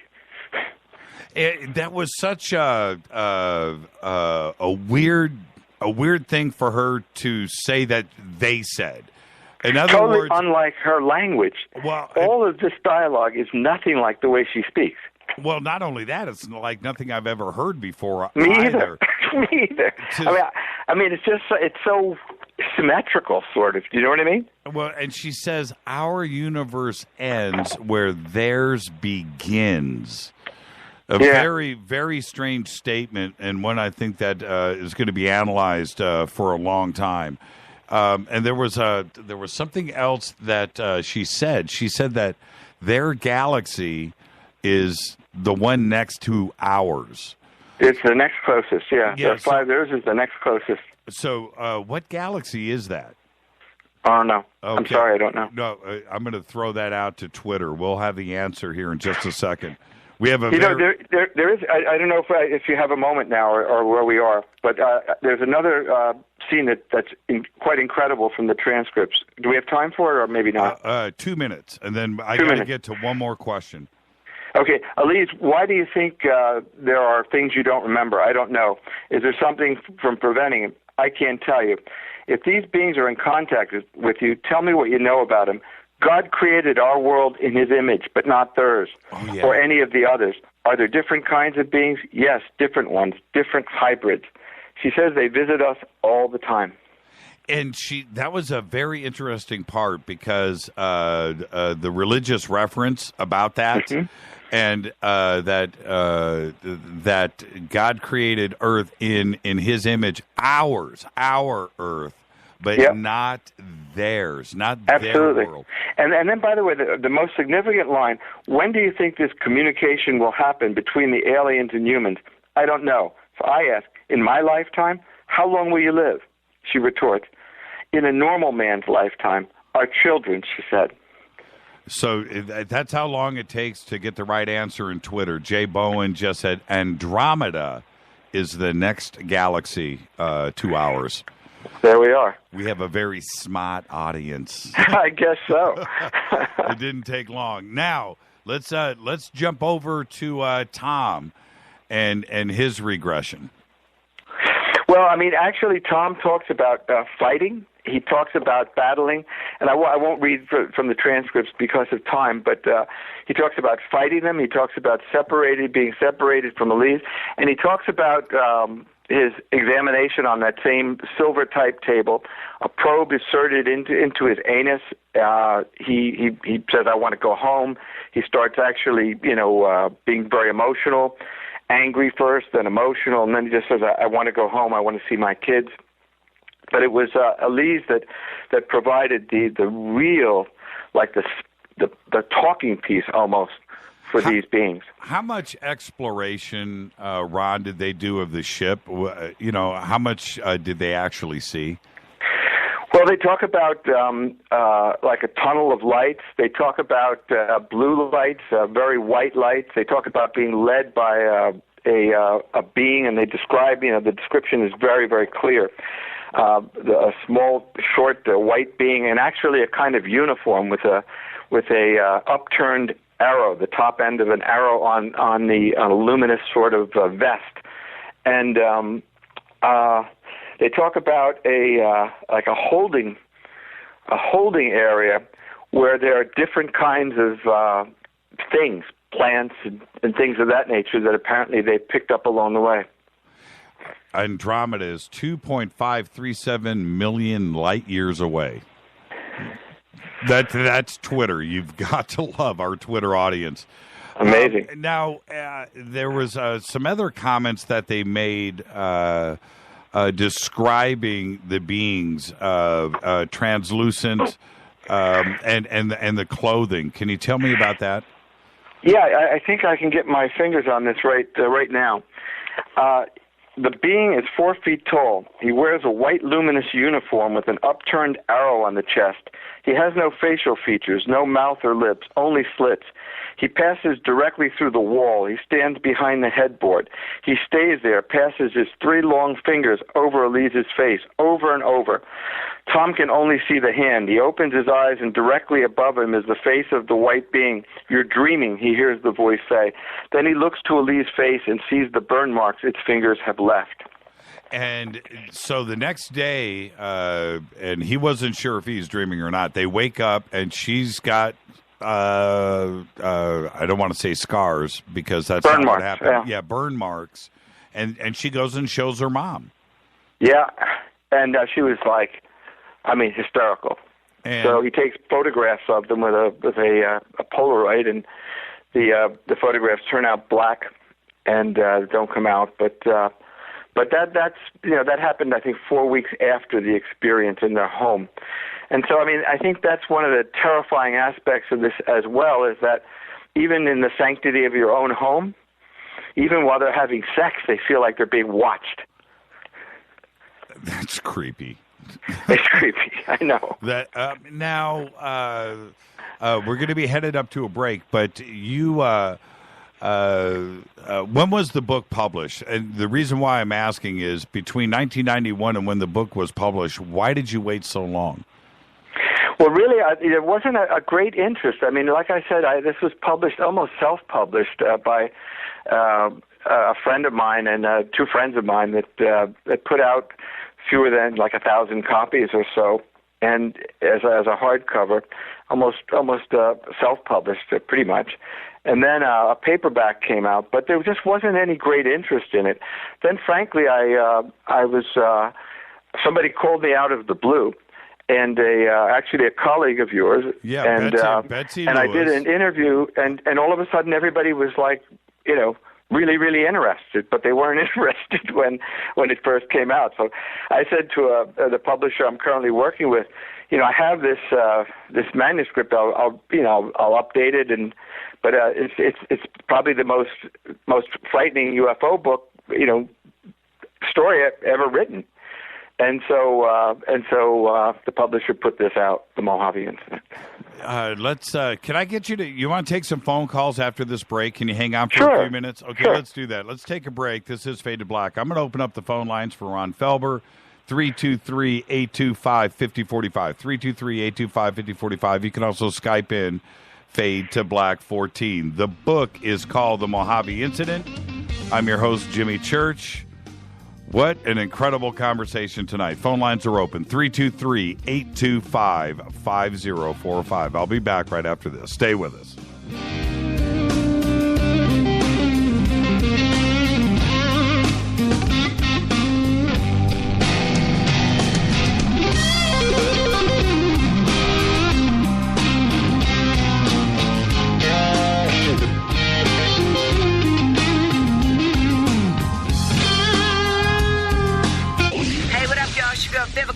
And you are listening to my boy, Jimmy Church, on JimmyChurchRadio.com.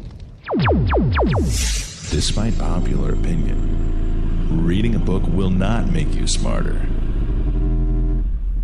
listening to Jimmy Church All right, you Fadernauts, Studio Dome has done it once again. A new Studio Dome Fadernaut special. Introducing the Studio Dome Boom Box Bluetooth speaker. It's got a rear-firing bass film subwoofer and dual 52mm main speakers. You'll never listen to your tablet or cell phone speakers again. Just click on the Studio Dome banner, use the promo code Jimmy, and you'll get the SBB for $49 and free shipping. And get a Buddy 4-port USB charger for free.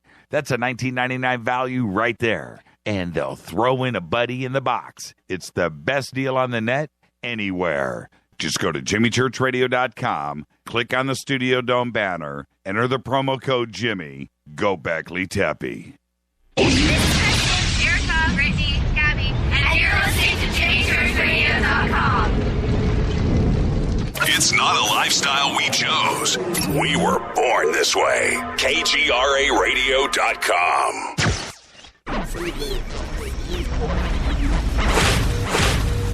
This is KJCR at JimmyChurchRadio.com.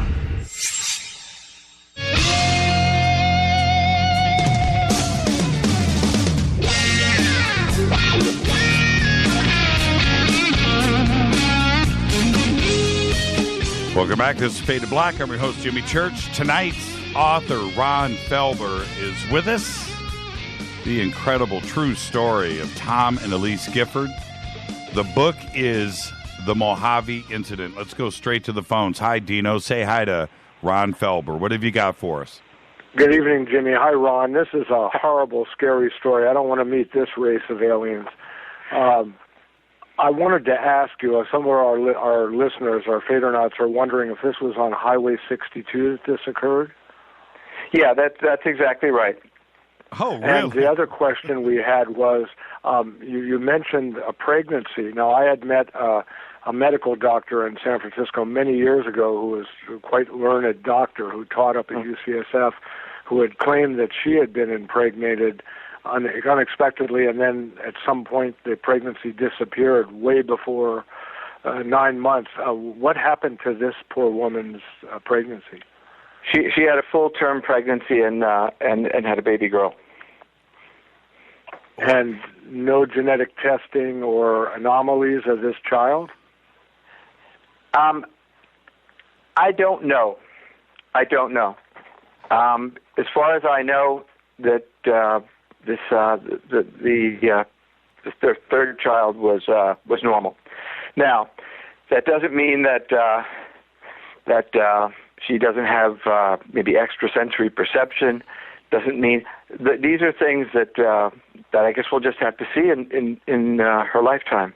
Well, the child, stay with me, Dino. The child now would be 13, 14 years old, right? Mm-hmm. Am I right? Okay. Yep. And anything, because one of the I think that Elise and Tom definitely felt there was an alien connection with the child when the child was conceived.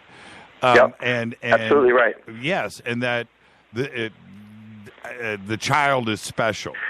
And yeah, they use those terms, and actually, there's we didn't get into this much, but actually, she makes this point after the experience, shortly after the experience, when they had that experience with their son, and they had the experience with the alien in their room. Right. She says that they had, and this was under hypnosis, that they had sex, that they knew the aliens were in the room with them, that it wasn't the right time in her cycle to be pregnant, but she knew that minute, that instant, that she was pregnant, and she was. And we can't forget about the spark. Yes, that's correct. The spark that went into her abdomen. And she lifted up her shirt to see the spark, and the spark was gone, right? So she, yep, that's, mm-hmm. she assumed, I don't want to put words in her mouth, but she assumed that it did go inside of her. Yeah, absolutely. She thought one of two things. And she actually, in the conversation between her and her husband in the camper, she says, I think I'm either pregnant or they took an ovary. Wow, that is just creepy. Dino, do you have anything else for Ron? Well, just that you're following through. You know who this couple is in real life. You're the contact person with the rest of us for future updates? Sure. Yeah, sure. Okay, well, you got to come back on because this is, I tell you, Jimmy, I wouldn't have come down to contact in the desert. I drove through the Mojave. If I would have known this story, I would have flown. You got that right. You know, it's a spooky place anyway. I mean, really, particularly this area with FEMA Dome and, all these strange configurations of mountains and rocks, Yes, it is. I'm telling you, I had not been in that part of the country, and I drove down in June. And I want to tell you, I mean, you go to places like Apple Valley, there are no apples. They're just a bunch of boulders. You drive by a sign that says, 40 acres for sale ranch. I go, what kind of a ranch is this? It's 110 degrees. You'll kill anything. Hey, do you know, I was just thinking about something. You remember this fellow that talked about channeling with aliens from the 1950s? George Adamski? Yes, Adamski and George Van Tassel. There were two Georges. And, that was in the Mojave Desert. That's where all of their experiences, they say, happened. That's right. Absolutely. Hey, so there's a real history to this. Also, it goes to show you how much of a doofus I am. Cortana just tweeted, wait, if this happened in 1989... the child would be 25-ish, not 13. We need a little math here, right? Yeah. I never said I had a PhD, or got out of the 6th grade. So let's. Hey, Dino, thank you so much. And anything else? I just wanted to comment that's interesting. That we want to know how this child has done because, as is the case with Travis Walton, his IQ went up after his encounter. So I'd like to know more about this child. Yeah, we all would. Yeah. I've been really, frankly, just to be honest, reluctant to get in. When you talk about kids, when you talk about, parents, children, everybody feels pretty comfortable about talking about themselves. But when it's the privacy of their kids' lives and whatnot, they get very, very reluctant. And I tried to respect that as much as I could. Yeah, that kid is legal age now, so maybe they ought to make their own decision about what they want to reveal. Well, that's all I want to know. Well, it could be that she invented the internet. Al Gore's girlfriend. Yeah. Okay, have a good night. Thank you. Okay, thanks. Yeah, that's such an interesting part about the story is the child. And how are they interacting, and do they see anything at all? And has the child had contact? Do we know? Yeah. Do we know this? No, I do not. Okay, all right. Hey, Ron, I just wanted to first off thank you. Mind blowing. The audience. I'm just reading Twitter now. Our producer Rita just tweeted out. So how does this show rate? Without, it's just like, it's right there. It's right there. And I want to thank you for coming on tonight. And you and I have got a lot of stuff that we're working on in the future, and I can't wait to start making those announcements.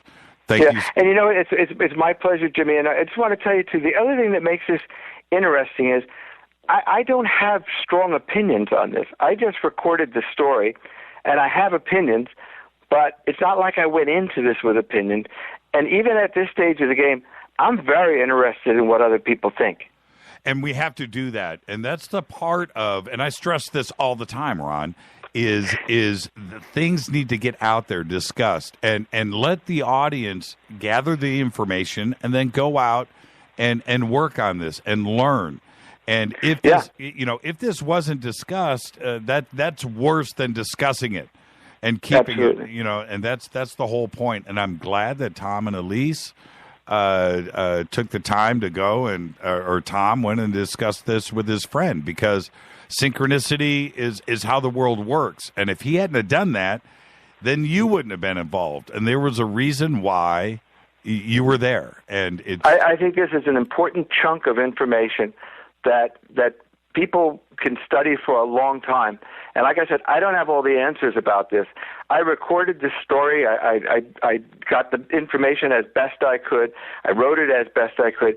But at the end, I have to say, I find this as puzzling as the next guy.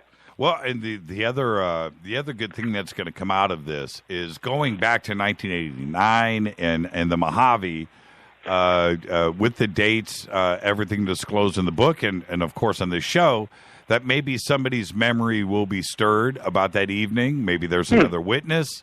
Maybe there's some photographs. Maybe there's some imaging. Maybe video was shot. I don't know. What a great point. Oh, yeah. It will inevitably happen. And that's the whole point. Thank you, Ron. And let's chat tomorrow. You got a deal. Thank you very much, Jimmy. Thank you, Ron. Have a great night.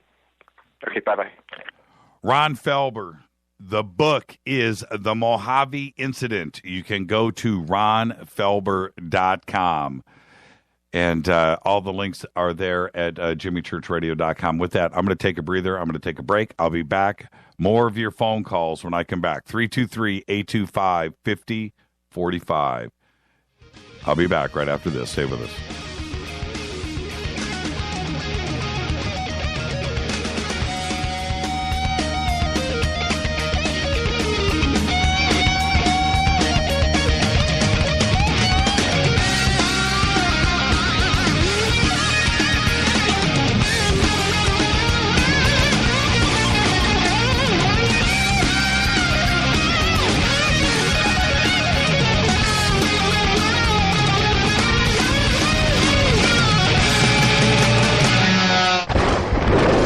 This is Fade to Black with Jimmy Church on the Game Changer Radio Network and KGRA, the Global Radio Alliance.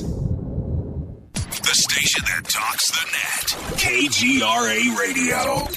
Hello, I'm Katie, and you're listening to my main man, Jimmy Church, on jimmychurchradio.com. Hi, this is Jimmy Church of Fade to Black. Today, everybody, the Fadernauts, and planet Earth is vaping. And I'm very proud to announce our very own e-juice. When we were approached by City of Angels Vapor about Fade to Black e-juice, I wanted to make sure that it was the very best and that the flavors were something that I could create myself. And we did just that. Introducing Fade to Black Fader Loops. This will take you right back to Saturday morning cartoons and your favorite bowl of fruity, loopy cereal. Just click on the banner or go to www.coavapor.com. Enter the promo code JimmyLive. That's Jimmy, L-I-V-E, for the Fadernaut special. The website, coavapor.com. Go Beckley Teppy. Hi, this is Ray Hobbs here, repping the planet, and you're listening to my good friend, Jimmy Church, Fade to Black, on the Game Changer Network and the KGRA digital broadcast station. Imagine no longer being tied down to your computer, but having the freedom to take live talk radio with you anywhere you go. TalkStream Live introduces our first ever iPhone application. The talk shows you follow now follow you, and your iPhone is now the fastest and easiest way to stay connected to the best talk radio on the internet. Let TalkStream Live transform the way you listen to radio. Listen to live talk shows 24 hours a day, 7 days a week. Mobile talk radio from TalkStream Live. Now available in the iTunes App Store. This is Toby Kebbell. You're listening to JimmyChurchRadio.com. Don't hurt me, Jimmy. I'm only little. Hey, I'm Adrian Grenier. And this is Ari Gold. We're the Honey Brothers. Well, Yes. We're of the Honey Brothers. Hey, I'm Adrian Grenier. And I'm Ari Gold. We're the Honey Brothers. And you're listening to Jimmy Church. The Revolution. All right, you Fadernauts. Studio Dome has done it once again. A new Studio Dome Fadernaut special. Introducing the Studio Dome Boom Box Bluetooth speaker. It's got a rear-firing bass film subwoofer and dual 52mm main speakers. You'll never listen to your tablet or cell phone speakers again. Just click on the Studio Dome banner, use the promo code Jimmy, and you'll get the SBB for $49 and free shipping. And get a Buddy 4-port USB charger for free. That's a $19.99 value right there. And they'll throw in a Buddy in the box. It's the best deal on the net anywhere. Just go to jimmychurchradio.com, click on the Studio Dome banner, enter the promo code Jimmy, go Beckley Teppy. Church on Fade to Black, across the globe on the Game Changer Radio Network and the one and only KGRA Radio, The Planet.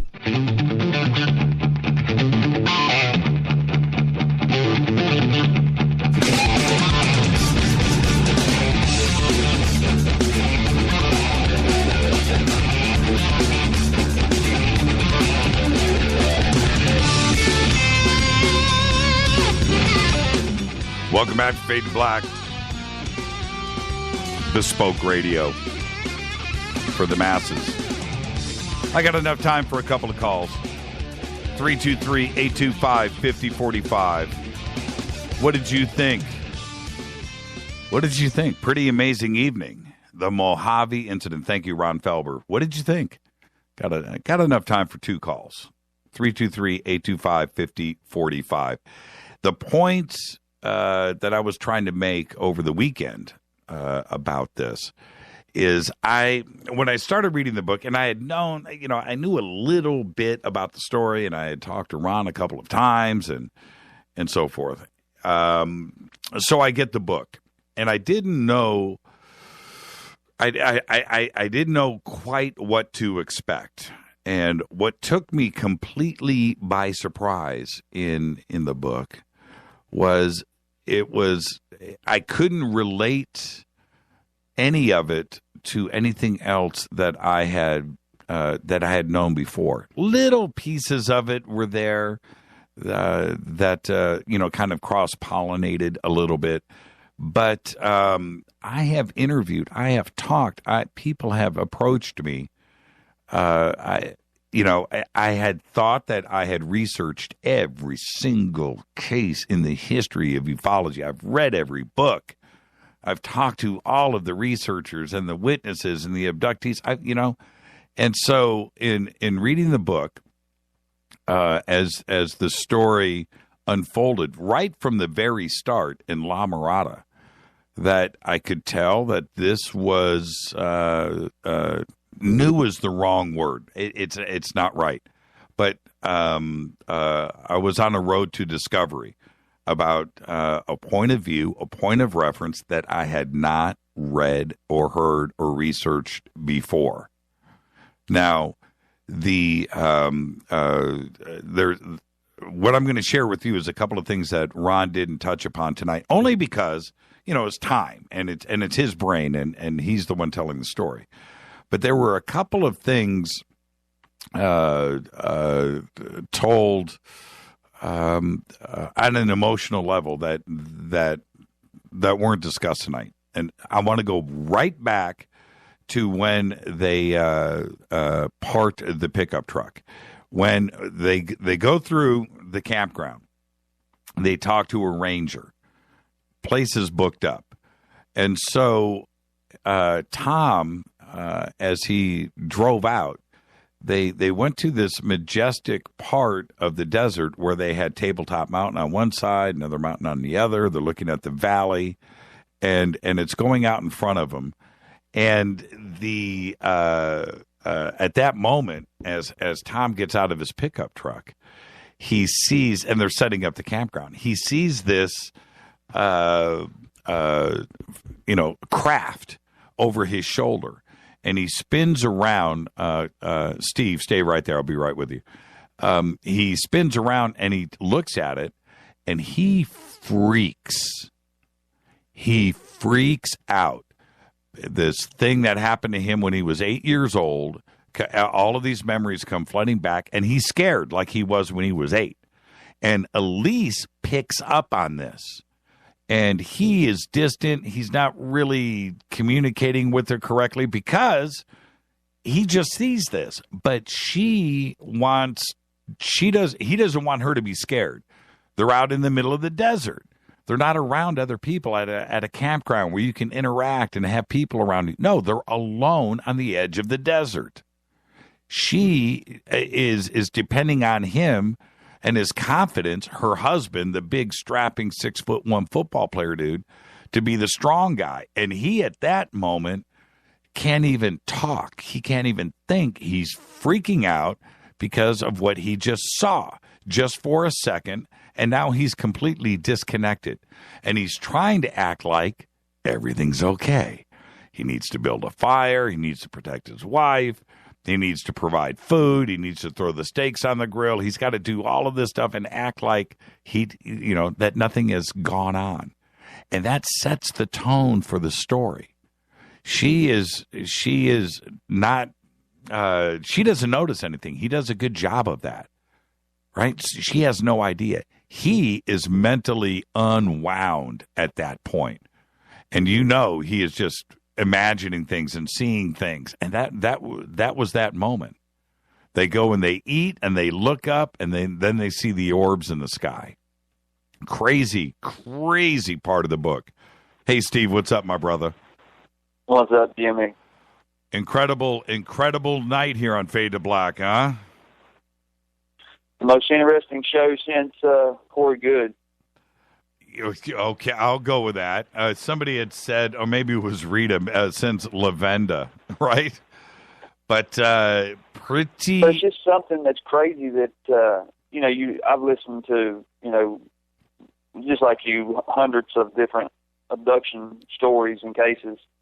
And just the sheer amount of extraterrestrials that were involved is compelling, and not only was the amount of aliens that were there, it's, they were there for a dual purpose.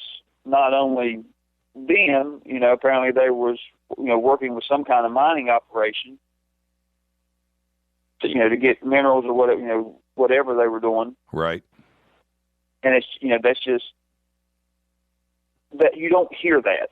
Well, and this is what is freaky to me. We watch documentaries on TV. You can go to YouTube, watch documentaries or TV shows, watch Hangar One, and you do this, over the years, and there is comfort in hearing stories that are similar to another one that you've heard. In that, the beings were, so it gives confirmation that everybody is seeing the same thing, and we know that there's consistency here, and we can depend on that. And then you hear something like this, which is not like anything you've heard before. And that's the part that really, really I can't get my mind around. And that's the most chilling part about this. There's very little to this story that we have heard before and that we can relate to. Did it hit you the same way? It blew my mind. I mean, I got chills, right now. The fear, that was another thing that I thought was compelling, was when she was under hypnosis. She said that the beings told her that they didn't have emotions like we had emotions, right? Yes. Okay, but then if you go back to the actual abduction, they said that they thought that the beings were getting off by their fear. Yes. It shows emotion. Right. So, it's you kind of wonder if those beings were actually a being, or if it was some sort of android, or, if it was a robot, if there was something robotic about those beings. Feeding off of the energy. Don't know. Yeah, feeding off of the energy. And remember when David Wilcock was talking about the loosh, right? And, right. that energy there. And wow, here this comes out like that, and it just makes you scratch your head and think that just maybe, they were that the more scared that they got, the more energy that the little red-eyed guys got. And that's the frightening part, because now that if you could just calm down, then they would calm down. So you're doing this fight, right? You're trying to breathe, but yet your adrenaline is just, your mind is completely, you are completely out of control, and you can't calm down. So they don't calm down, and now you're caught in this frightening nightmare catch-22. That's just a frightening thought to it sounds like everybody's worst nightmare. You have a really bad dream, and the more scared that you get, the more evil something else is going to get, and now you're stuck. The more evil he gets, the more scared you get. And the next thing you know what I mean? Wow. Well, I mean, how do you calm down? I mean, which is what happened next. If you remember, the gas came into the mist came in and forced them to stop hyperventilating, bring their blood, and just to force them to relax. And when they did, the creatures outside relaxed and retreated. Man, see, if you kind of apply that to disclosure, then you see why maybe there hasn't been disclosure. Maybe we aren't ready to observe, them and to interact with them. Well, maybe we still have some growing up, some emotional things that we need to address mentally, or as a human race that we need to address before we can, relate and get to interact with these beings. Yeah, and I would stress with everybody, go and get the book. Go and get it and read it, because there are details. I mean, this is just a 3-hour radio show. We can't do that. But there is stuff in the book about the conversations with these ETs about us and their interaction with us that I've never even come close to reading, and none of it, or hearing before. And none of it is, we're here to make sure that you guys turn Earth into a wonderful place and you guys become one, and we're here to save the planet. It ain't that kind of conversation. It alludes to things that have a similar theme, but no, it's about them trying to unite these 5 galaxies of us being one, and they. Oh, and the other thing is that they say to Elise and Tom that they've always been here. They've been here forever. Not this. Well, that goes back to what we were talking about, on Thursday night. Yep. Yeah, this wasn't a simple. They've always been here, Jimmy. From the beginning. The very beginning. Yes, this wasn't a drive-by. The craft didn't break down and they needed to make repairs. You know what I mean? No. And, I would stress with everybody, go and get the book. There's so many details about that night that are in the book that it's just an amazing, amazing read. I read the book in 2 sittings, 2 days. Couldn't stop. Could not stop. It's just an absolutely fascinating read. Hey, Steve, thank you so much for the phone call. Wow, gives me the chills, Jimmy. Yeah, man, you got it, man. And then tomorrow night, Hugh Newman and Jim Vieira are going to be here, so we're going to be talking Giants all night. A great night tomorrow night. So I'll see you then. Thanks for the time, brother. Thank you, Steve. I'm telling you, the story, when you read the book, this is a situation where you have to read the book, because either that or I'm going to have to read the book to you every single night, so you can I'll just sit here like Bill Cooper and just read a book for a week on the air. That doesn't sound like a bad idea, does it? Doesn't sound like a bad idea at all. Maybe I should. Maybe we'll do that at a future date. This is Fade to Black. Thank you, Ron Felber. Absolutely fascinating evening. This is Fade to Black. Tomorrow night, Hugh Newman, Jim Vieira, right here. Giants. We haven't had a Giants show in a while. But tomorrow night, we got the 2 guys. Hugh Newman, Jim Vieira, right here. Fade to Black's executive producer is Rita Kamarian. The show is produced by Hilton J. Paul, Mark D. Kovar, LJ3, Renee, Mark Dunbar, and Jonas. Announcers are Steve Harder, Gene Vito, Mark D. Kovar, Fady by Dale. Webmaster is Drew the Geek. Music, Doug Aldrich. Intro, Spaceboy.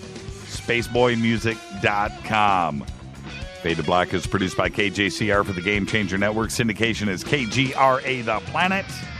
This broadcast is owned and copyrighted 2015 by Fade to Black and the Game Changer Network and cannot be rebroadcast, downloaded, copied, or used anywhere in the known universe that includes Andromeda without the written permission from Fade to Black and the Game Changer Network.